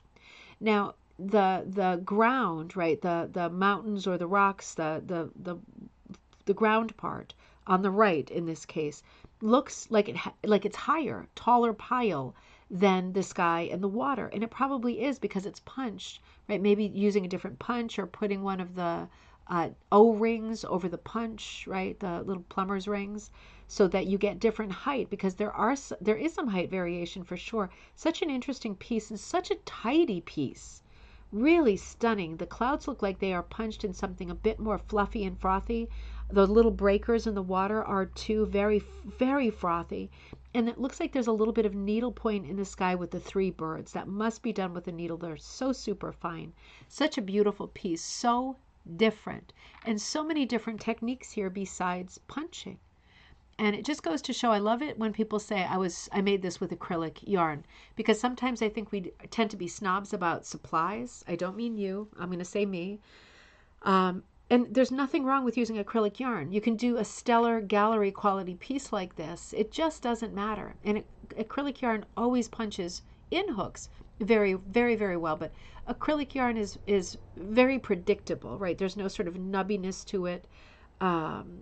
It goes right through the punch needle, no questions asked. So it is fun to punch, especially with acrylic, because it's fast. You know what you're going to get. It's very reliable, and the product is very reliable. I think this piece is also just over the top. Janine Speckman. My love of the ocean drew me to the North Coast pattern. I looked through lots of Pinterest photos for inspiration. The tree, the leaves, the sky, the sunset were difficult for me. To finish this piece, I turned the edges forward and whipped them with multicolored, okay, wait a minute. I turned the edges forward and whipped them with multicolored ease wool ease, so same thing. So, yeah, so she's just rolling the edges forward and then whipping them down, which is a classic technique. What I really want to talk about here are the color choices. I mean, whew, this is really incredible. This hits me on so many levels. There are such beautiful warm colors in this piece, and the theater of that blue in the water is so popped, so emphasized by the amount of warm colors. on the ground, the sort of bronzy greens and a little bit of rust. The tree with the chocolate browns, truffle browns, rust. The rocks and the land, dark, warm colors again, moving even toward purple or mauve. Highly accentuated by the water breaking around the ground and the rocks, creating that white froth, which makes such an interesting zigzaggy line. It just darts your eye all over the place, following that coastal sweep. And the sky, right? I don't want to skip over the green, right? That presence of green, just a little bit coming down from the tree, is so important to me because that green kind of unifies all of the warm colors in this piece. There's lots of blue in the sky. The sky is just gorgeous. Lots of blue in the water. But those warm colors that are in the rocks, in the tree, in the ground, they are really called upon and called out by those few green leaves. Few green leaves. Few green leaves. I feel like that's a Barbara Pym. Book. Yeah, that just struck me. Anyway, the few green leaves. The sunset. My God, right? All of those beautiful fiery colors down at the sunset. There's just so much going on here. There's so many different fields of color, and yet the piece is not confusing at all. It's really moody, and the sky has kind of a dark, cloudy thing happening in the top left, sort of cloud movement. You do get the feeling that evening is like descending, like the hem of night is coming down on the show of the day. And we are getting this wonderful color display, Mother Nature's last hurrah of the day, and lots of different weather and colors moving in. It's just gorgeous. The piece just glows. Care. How do you get that edging? Okay, so that edging is made from a tool that's called a lucid. I think unless I'm confusing it for another tool, and I don't think I am. Let me show you what that looks like. I'm just going to kind of draw it. A lucid is a tool. It's an early tool. I think it's a Renaissance era tool that enables you to make a tiny, not braid, it's a cord. So it's not, the reason I say not braid is because it's not flat. A lucid looks like, unless I'm wrong, it looks like a fork, like this kind of a thing. A little bit less like a wrench. But you're able to make a cord that's a three-dimensional cord. So it's rounded like a cord, like it's cylindrical. And it's very, very small. Of course, it depends on the size of lucid you get. Jen, it's great to see you. It depends on the size of lucid you get, because you can make a larger cord. But the one thing you can do with the lucid is make a cord that is cylindrical. You cannot make a braid. You can't make something flat. You can't make something huge. You can make either a teeny tiny cord or a small cord. And in this case, it's probably a small cord, but it did make a you coming to say hi? Yeah, it did make a beautiful, so she would have folded the edges either forward or under and then sewed that lucid made braid on. Such a lot of fun. I gotta move over because look who's here. No, sit down. Don't touch the camera. Sorry. That's okay. Here he comes. He's Hello. gonna join the show for a minute, my man Teddy. Yeah, hello. We're looking at some of these beautiful pieces. Aren't these gorgeous? Oh, is that your book? No. This is ATHA magazine. That's cool. That is cool, isn't it? You fit right in here with the landscape with your tropical shirt on, right? Oh. You're all tropical. Oh, And yeah. someone is on my legs now. It's Oh, Buttons the baby. dog. We can't all fit on this bench. No. You'll have to come He's later. so cute. You having a He's so good night, cute. baby? Yeah. Awesome. All right. Love you, Mom. Judy says hi. Hello. I love you too, sweetie. Goodbye. All right. I'll see you later, baby. All right. Absolutely gorgeous, gorgeous piece. All right. So now we've seen both babies. Moving right along. No, we haven't seen all the babies. Come here, Buttons. Let me just get him up here. He's going to drive me nuts if I don't. All right. Here he comes. One more baby before we look at Raccoon. Ready for this? Come here. Ready for this cuteness? Oh gosh. Oh gosh. Oh, am I on camera? Am I on? Yeah, you're on. Everybody sees you. Everybody sees you. How cute is this person? How cute is this person? I saw another Yorkie the other day, and I realized he's really a small Yorkie. He's not a teacup. Are you the Ron? I'm the runt. But you so good and healthy. You so good and healthy, huh? All right, let's keep going, baby. He coot. So, what another gorgeous piece we've got here. This is Janie Kind, who says, "I chose North Coast. I was drawn to it because of my love of nature." Here, baby, you have to go here because your breath stinks, and I can't read. There he goes. There he goes. In my love of nature, I felt it needed something to fill up the space under the tree, so I added an animal in mine. I love raccoons, and I found an image in National Geographic Kids to use for guidance, and that raccoon was challenging to hook. Oh, I bet.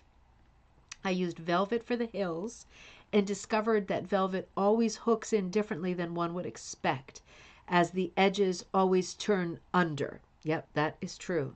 Keeping the hills differentiated was challenging too. I decided to whip the edge. So interesting. Let's talk about thanks, Gail. Thanks, Diane.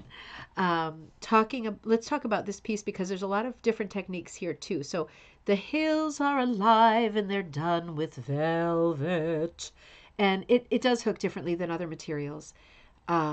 It does turn under. That's actually one of the things that I like about it, because each loop in my mind kind of resolves itself and tucks underneath itself. Very plush, very tactile, very luminescent, and you can see that in the hills. Now it would be difficult, or at least you would need to be thoughtful to get a differentiation between one hill to the next. But you moving to different colors that are all within the realm of realism it makes a lot of sense. I like the really earthy colors of the hills in this piece. I love the sky, which is either hand painted or color dip dyed, right? Dipped wool that goes from that kind of coral pink to that light blue, purpley light blue periwinkle color. It's either painted or dipped. My guess is it's dipped. Absolutely beautiful. That's how you get that sort of whisper of pink down at the bottom. Now, the tree, the leaves, remember, because there's just a few straggly leaves, but in this case, the leaves are done in what looks like proddy. Yep, it looks like proddy. So in other words, hooked and clipped. And did she say, she didn't say what material the leaves were. It looks like ribbon to me. What does it look like to you? It looks like ribbon, maybe not sari ribbon, but some kind of ribbon. It's created a nice big clump of greenery with interesting height and pile. And you can see how the presence of that clump of greenery kind of extends over the border.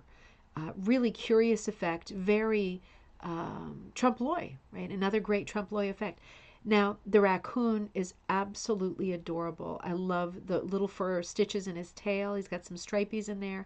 He would be hard to hook because he's a lumpy character. He's got a tiny little face. Remember, these pieces are 16 by 16. He's just a little guy. He came out great, and it's very obvious that he's a raccoon. I love the colors of his fur. I love the tentative way that he's holding his body. One little paw up, not quite relaxed, right? Being careful, maybe down at the river to wash something before he eats it. One of the great showstoppers in this piece for me is the color of the water. It is so, we've seen a lot of different colors for water. It's so blue, right? It's so primary blue, right? Heading a little bit toward purple. But I just love the color. It's a real commitment, right? It's not an actual watercolor. It's bright, it's bold. It's a gorgeous color. It reminds me of jazz music. I love the little details in there that look like confetti hooking, a little bit of dark, a little bit of light, right? We're not looking at something that has the same value of blue, darker and lighter, totally different colors in there. It's creating a lot of movement in the water, a lot of interest. And again, the waves breaking in white along the edge of the shore, cleverly done, beautifully done. One single row of hooking around the border in a color changing autumnal themed wool with golds, greens, rusts, and repeats. So absolutely beautiful. Oh, now I'm getting real cold in here. Let's see. Let's move on. Buttons is making the cutest little soft noises. Hold on, Buttons. Mom, I gotta find my socks. I took my socks off and now I regret it because I'm frozen. This is another stunning example of North Coast done by Ruth Ellen Saarinen. I picked up North Coast as I like nature, the coast, and trees. Emily Carr, and of course she's the great Canadian artist and icon, was the inspiration for how I hooked the hills, for which I used mostly my wool from my scrap bag. For the tree and the water, I again worked mostly from the scrap bag, as I wanted to exacerbate the foreshortening of the tree, and I had a limited amount of wool I liked. I couched the wool onto the edge of the piece, cut slits in it, ooh, look at the tree, and puckered up the wool to create a corrugated bark. Ooh. Hooking into the slits using different wools from my stash. Okay, wait a minute. I don't get it. Hold on. I wanted to exacerbate. I couched the wool onto the edge of the piece. I couched the wool onto the edge of the piece, cut slits in it, and puckered up the wool to create corrugated bark. Okay.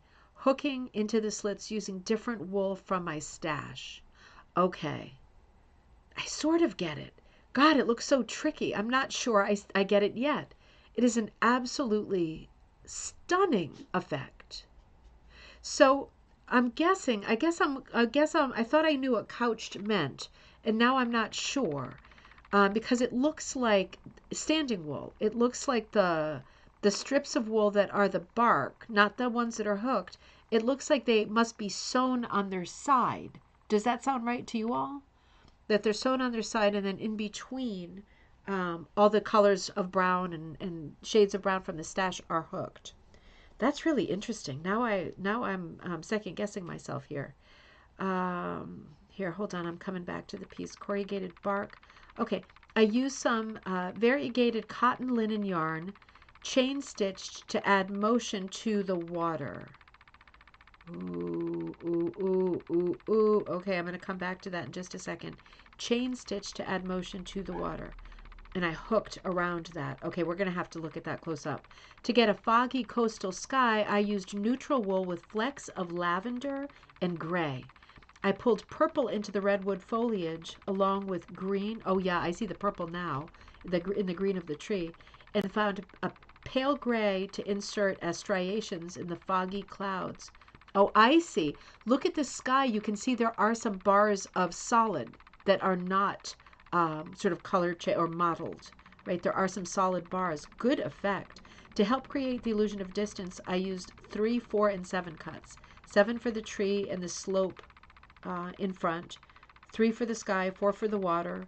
The challenge was running out of some of the wool for both the water and the sky. I whipped the piece without cording, and I used 2 knitting yarns, Cascade 200 heather, and a silk with flecked highlights in it. Interesting. Yeah, beautiful. Okay, so I wanted to stretch this piece because we've talked a lot about, not recently, but you know, I have shown you live how to do the chain stitching and your rug hooking, and it is such a lot of fun. I was just actually thinking of it today and thinking, wonder if there's any pieces coming up where I could chain stitch again.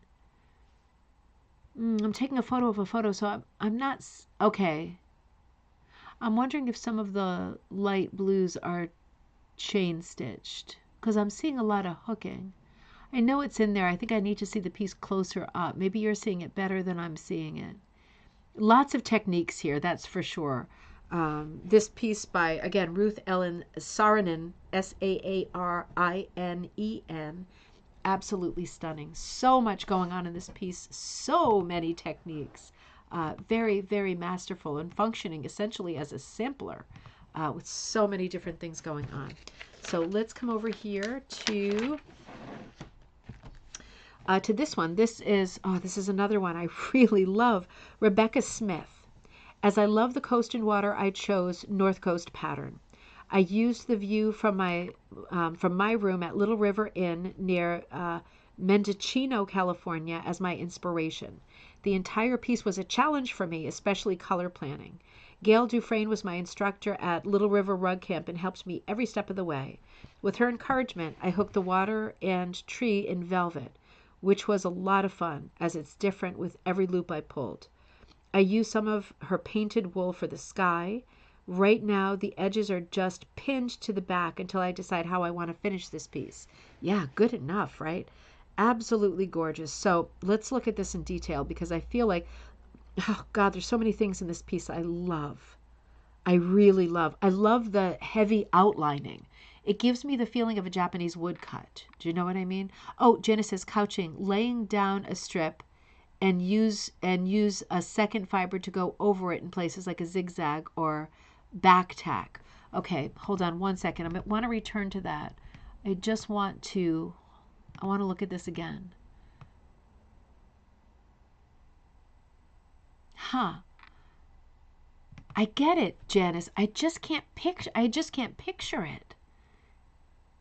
That's me being stupid. Without a doubt, that's me being stupid. Gosh, because I feel like I'm seeing the edges of it. But wouldn't the edges, how could the edges be exposed if you're zigzagging over it? Gosh, it's me. It's me being stupid, no doubt. Gosh, it's such a curious effect.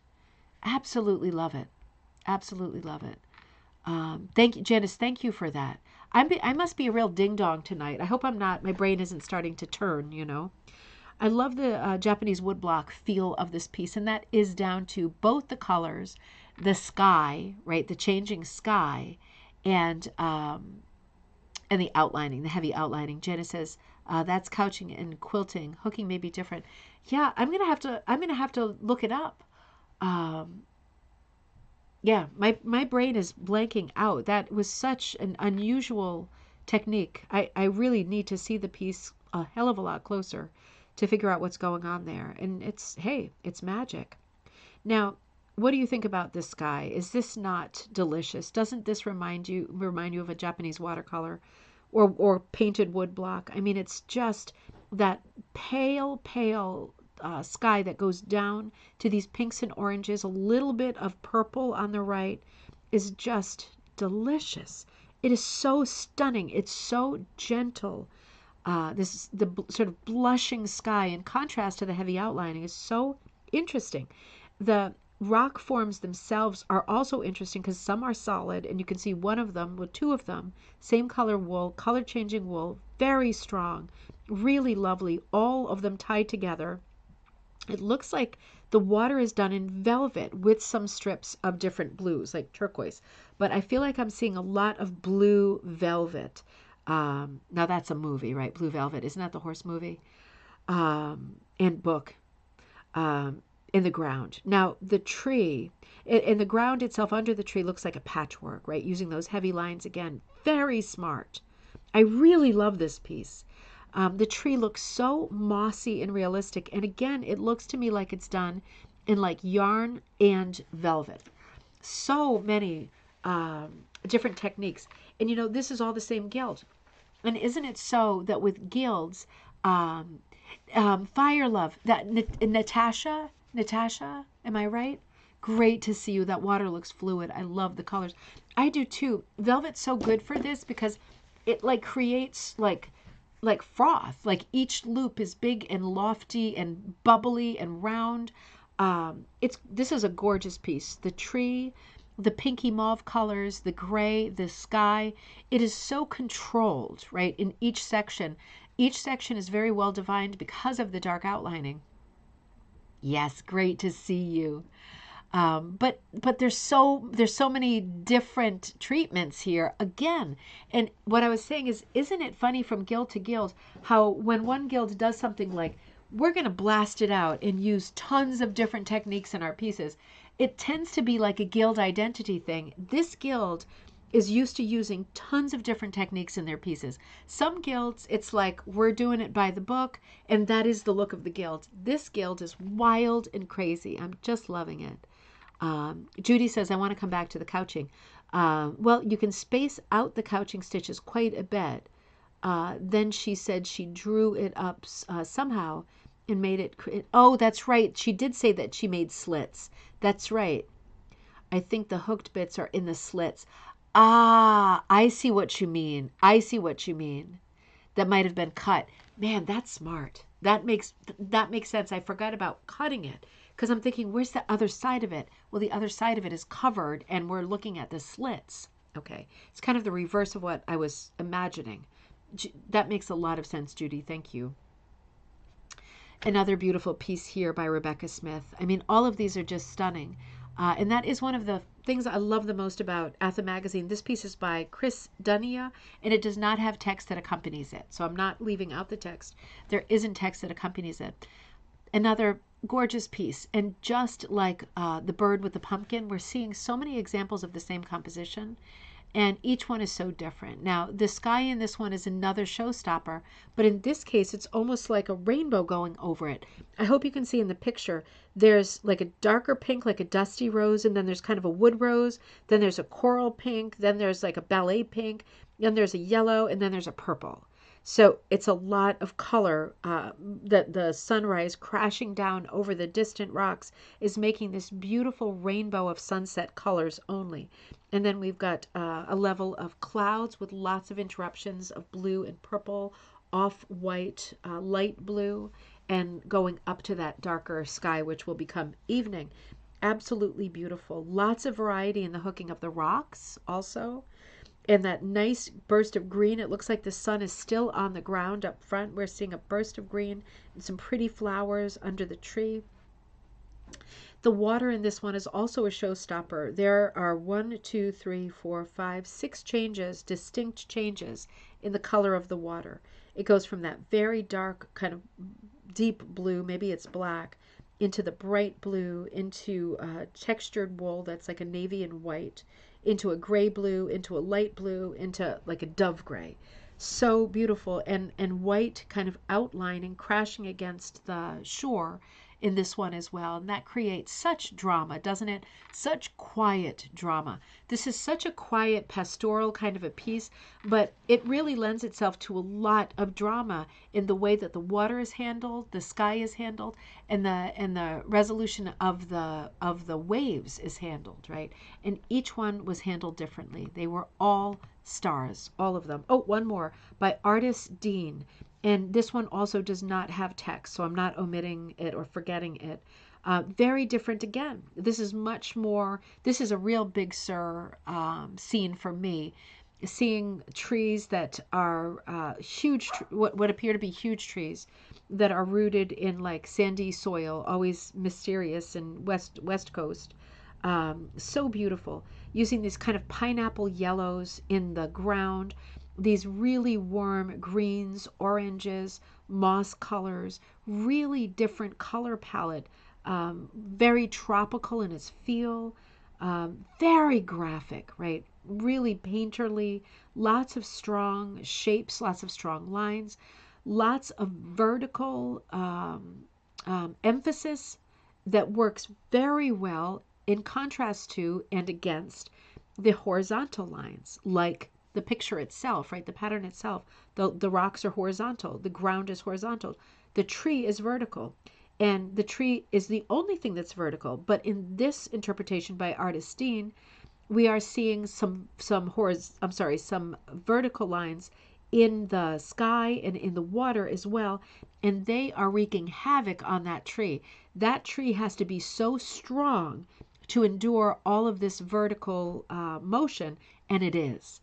It is. It has very high contrast color changes, and that makes it very strong because the amount of vertical interest here is a lot, but that tree is really holding its own. It's stopping your eye with a lot of weight and strength on the right, and that is achieved by those high contrast highlights on the tree. All absolutely gorgeous rugs. Now we've got more. I'm just moving on from that challenge because I have my eye on the time. And I'm moving to a feature from ATHA region number 3 by Wendy Freeman of Bedford, Virginia. This is the Blue Ridge Ruggers, the American firemen facing the enemy.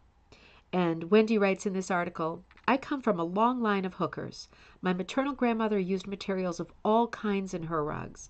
hooking through the roaring 20s and into the Depression era. She often used clothing, nylons, old shirts, work clothes, whatever she had. My mother learned the art of hooking early on from her mother and became quite prolific over the years, but her style was Pearl McGown, and my mom's work reflected this by her very fine shading in wool cuts number 2, 3, and 4.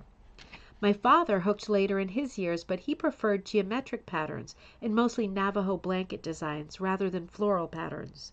He too liked very fine cut wools, number 3 and number 4 cuts, to hook his numerous rugs, pillows, and wall hangings. One might believe with all of these very artistic hookers in my family line that I might have many years of hooking experience too. Unfortunately for me, I did not get into hooking until December of 2020, a year when everyone picked up a new hobby. I had collected my parents' wool, strippers, hooks, scissors, magazines, and several cherished rugs after they had passed decades ago. In the process of cleaning up the basement that December of 2020 and seeing their hooking tools, I began to think about what I had missed by not learning to hook when they were living. I hauled everything out, grabbed one of their old burlap patterns, and grabbed some yarn I had on hand, and went to hooking and haven't looked back. I use all types of mediums in my rugs, pillows, mats, hangings, and I do not feel constrained by wool strips alone. And I really like to work with yarns, nylons, wool strips, and other fibers. One thing that is somewhat unusual about my style is that I like to use rug warp as my foundation. It allows me to use up to about number 6 cut in my work, which accommodates most fibers that I like. I really enjoy drawing my own patterns and dyeing my own wool and yarn. I guess you can say that this late bloomer to the world of rug hooking is not wasting any more time in carrying on the family tradition, as 2 of my 4 grandchildren are working on their own hooking projects now. This wall hanging was made in honor of my son, who is a captain with the local fire department. I had wanted to make a rug for him since I had started hooking 3.5 years earlier, but I couldn't decide what to hook until I saw this Carrier and Ives print in a library book. Instantly, I knew that this hand-colored lithograph would make, for a memorable rug adaptation for him. I took my photograph to the print level. Okay, and then Wendy's talking about let me show you the image that she's talking about. With firemen in the news right now, this is, I think, timely too to talk about. Let's see, right here. That's the Carrier and Ives print right here. Now, Carrier and Ives prints, out of copyright, without a doubt, right? So that's a great image. You know what's another great source for firemen? I would wait for you to chime in, but there's such a long delay. Hutchinson rugs, right? They did a lot with firemen. That was one of the subjects that they loved. This Carrier and Ives piece is absolutely, this picture is absolutely gorgeous, and a great idea for this piece. What a great gift rug for the sun, right? The American Firemen Facing the Enemy, adapted, drawn, and hooked by Wendy Freeman, 2024, made for Colt Freeman, hand-dyed wool strips, yarn on rug warp. Absolutely beautiful. This is just, so Carrier and Ives is in the public domain because of the year, right? The year for this particular image is 1858, right? That is way before 1929/1930. So we are well in the public domain at that point. This is just a brilliant piece. I love the historical costume on the firemen as well. And there's something very grand about facing the enemy, isn't there? Absolutely beautiful piece. Just extraordinary. Love it. I'm looking at it myself too as I hesitate. I absolutely love it. Okay, let's keep going, because as soon as I hang up with you here, I need to make some kits for tomorrow for teaching. Okay, now this piece is from our next feature, which is from ATHA Region number 8 Spotlight on ATHA chapters, Mount Rushmore Rug Hookers Social Club. So this article is by Laura Fitch of Spearfish, South Dakota. And again, this is the Mount Rushmore Rug Hookers Social Club group. I love the name on that. I wish when I used to be, as I was, in South Dakota pretty much every week for half the year, right? Like when I was a tour guide, it was it was at least half of the year that I did South Dakota, Wyoming, Montana, that whole area there. And I flew into South Dakota, Rapid City, pretty much every week, and then flew out of Salt Lake City to go back to Rapid City to pick up the next tour. I love this area. I love this area, and I would love to spend time with this group. So this is an extraordinary piece that you're seeing here. This is called Old Barn. Incidentally, this feature has a collection of different rugs from the Mount Rushmore Rug Hookers social group. A variety of subjects, right? So it's not like a challenge. It's all different ones. This one is called Old Barn, and it's designed and hooked by Valerie Benjamin, or Begeman. Sorry if I'm saying that wrong. I know the name. It's just the pronunciation. This is an extraordinary piece. I mean, what could I say that could do justice to this piece? What I will say, similar to one of the last pieces we saw of the challenge with the tree and the waterscape, one of the things that makes this piece work technically is the high contrast, right? And we hardly ever talk about high contrast because we rarely see it in rug hooking, but it so happens that in this issue of ATHA we have seen it working to advantage very prominently in two pieces. I could go months without seeing an example of rug hooking where the whole thing sort of spins or pivots on the idea of high contrast. High contrast is giving us these extreme patterns of light. In other words, we are getting the sense that there is something unusual going on with the weather because the light is so strong. Now, this piece has more going on because in terms of motion, right, and some of it is color substitution and some of it is sort of fantasy color placement. This is not literal color. Much of it is, but there's also a lot of wild color in here that's popping with very, very light orange on the horizon line right over the distant mountain range, right? Very light orange, right? Whispers with streaks of pink and blue and purple going up to a blue sky. And right on top of that, we see different weather coming in, sort of ominous weather coming in. We're also seeing the little windmill in what looks like a pose of action, of activity. I get the sense it's spinning wildly. I may be wrong because I don't see these things in my daily life, but it looks like it's caught and it's got a lot of movement and it looks like there's some wild weather happening. It's an exciting piece. It reminds me of when you're standing somewhere and there's a storm about to come in and you get these flashes of bright, bright, bright sunlight and then these sudden dark clouds, and it's such drama seeing the dark, the light, the dark, the light. It creates some impossibly light shadows and some impossibly dark shadows, and then typically it rains like crazy, doesn't it? It's such a beautiful... Is the dog here? I smell something very strange. Nope, he's not there. It must be my imagination. It's such an unusual piece. It's so different. It's very evocative in terms of color, in terms of light, in terms of time of day. For me, it's not clear at all what the time of day is. It could be early morning. It could be getting on to evening. It could just be the middle of the day, high sun, but a weird weather moment. It's very exciting to look at. The detail is incredible. And there are some very wide cuts here in the barn and in the grass, but very wide cuts in the brown where you're seeing the whites and the light colors. On the side of the barn to the right, you're seeing lots of pink. And these are wide cuts, but they are strategically placed. They are brilliantly placed and thoughtfully done. And even though we're looking at wide cuts, not a fine cut piece at all, we are looking at incredible precision and talent in terms of the way that it is color planned and the way that it's executed.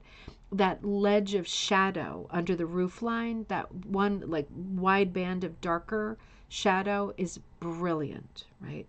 The play of light in this piece is absolutely extraordinary. You know, I would say I rarely, if ever, see pieces that are done in wide cuts like this one appears to be, that are done with this kind of masterful handling.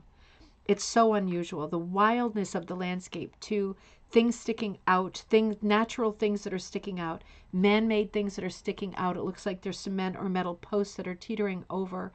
it's a wild landscape with a lot of variables, but there is this one steady motif of the building in the center that this heavy, solid motif anchors it, and is such a playground for all of these different tricks for the eye. It's an exceptional piece. It's not a subject that I would ever go for or be interested in personally, and that just speaks in favor of how compelling this piece is, because it really caught my imagination. And again, it's not a subject that I can relate to, so the fact that it grabs me in such a way means that technically this is done by a magician, right? Well done. And some more beautiful pieces from the same chapter, very different, right? I love the pattern quality of this piece, the humor of this piece, Wild, Wild Horses by Michelle Dwyer. I just love the colors. I love the composition. I love the playfulness. I love pieces like this that are fun, that have humor. Wild, Wild Horses right around the border, all the way around. The horse on the bottom left is rearing up and breaking the border. One horse is coming in. Somebody's falling. The rodeo guy's falling off the horse. There's all these kinds of rodeo ropes in the background. The horses are running wild. These are wild horses in more ways than one. They're crazy colors, right? This is a composition that functions as a repeat motif, right? Lots of horses, but doing the horses in different poses, in different colors, in different patterns, seeing the one human character kind of falling off in a comical way, not in a tragic way, with his hat falling off, is funny, right? It has such Western flavor. The colors are gorgeous, right? The rusty, warm colors, the butterscotch, along with the lime green, the turquoise, the purple. It's such a lot of fun. It's got such a feeling of place. It feels like a Western scene. It's fun. It's funny. The font works really well with the lassos in the background. A little bit of a flavor of Klimt, right? All of that patterning. But beautiful, graphic, fun piece. Very lively, very original. Tons of fun. This is another really, in my mind, original piece and beautifully executed. All of these. Buffalo Sky, designed and hooked by Lynette Van Epps Smith. Incredible. I mean, this is another incredible piece. I'm assuming this is a bison in this part of the country. Super stately character on some very solid ground that kind of mimics, it almost looks like a rock outcropping that mimics the shape. Otherwise, this is a pretty wild background done in these sort of expressionist style. Like, for real. This is proper expressionism. It is broken up with the exception of the very recognizable buffalo and the reflection of the buffalo, right? And I think that is a reflection, so we can assume that there's a lot of water on the ground that's catching light in the sky and all of the colors in the sky.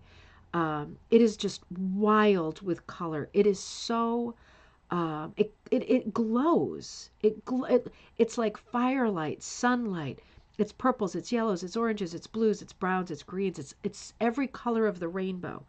All of this light and color crashing around this huge, elegant animal, and his reflection right underneath him, almost dancing with him. One front leg lifted up, right? On a mission. Beautiful portrait of the animal, beautiful breakdown, very abstract of the background, and a real inspiration. Oh, I'm getting so late on time.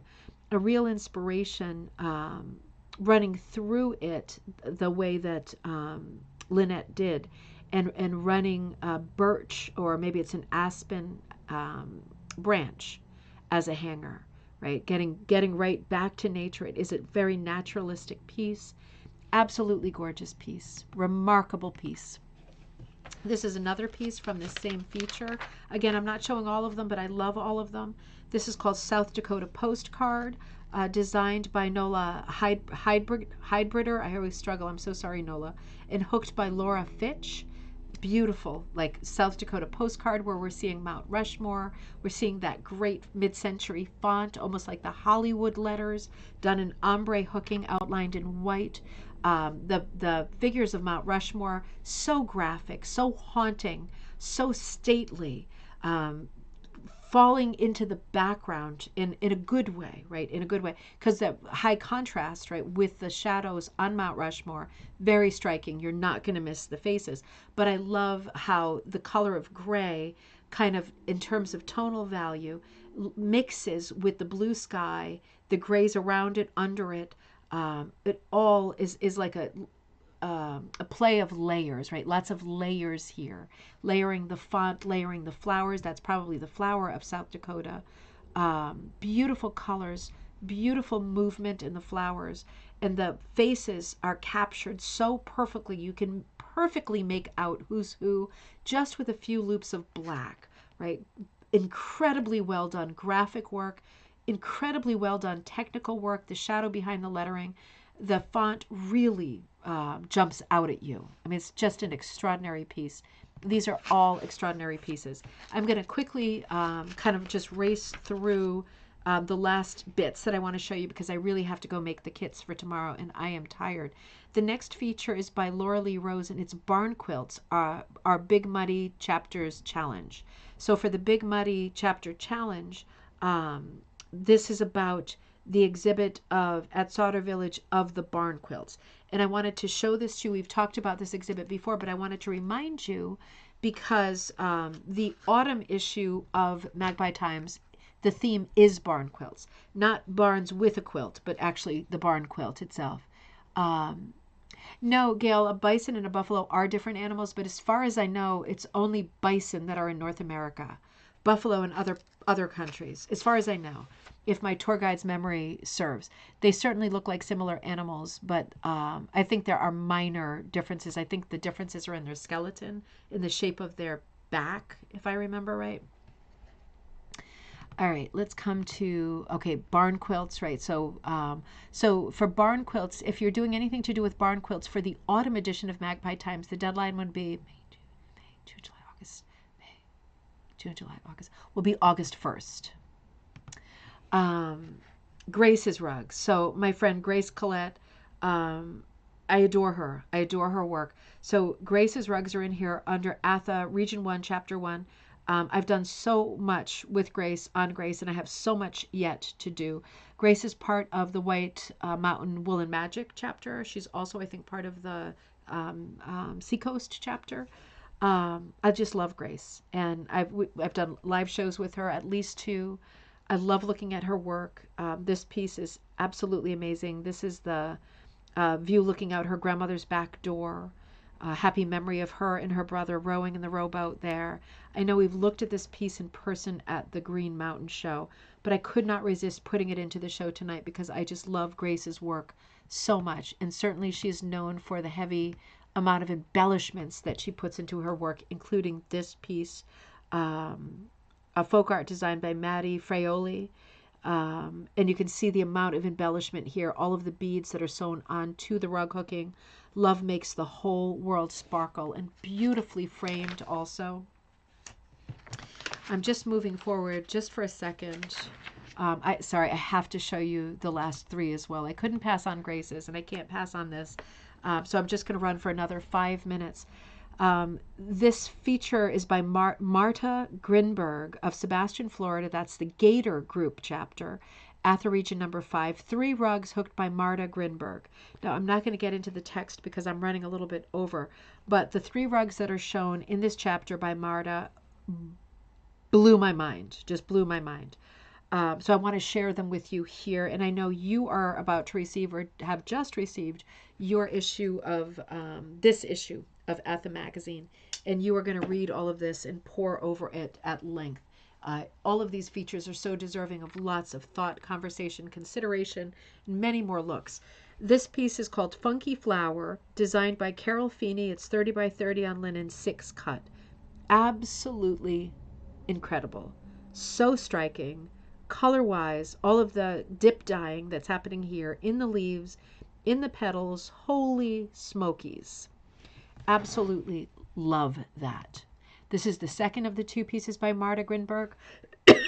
Sorry. I Love You to the Moon and Back by Michelle Palmer. Pattern on linen, 18 by 26. God, I just love it.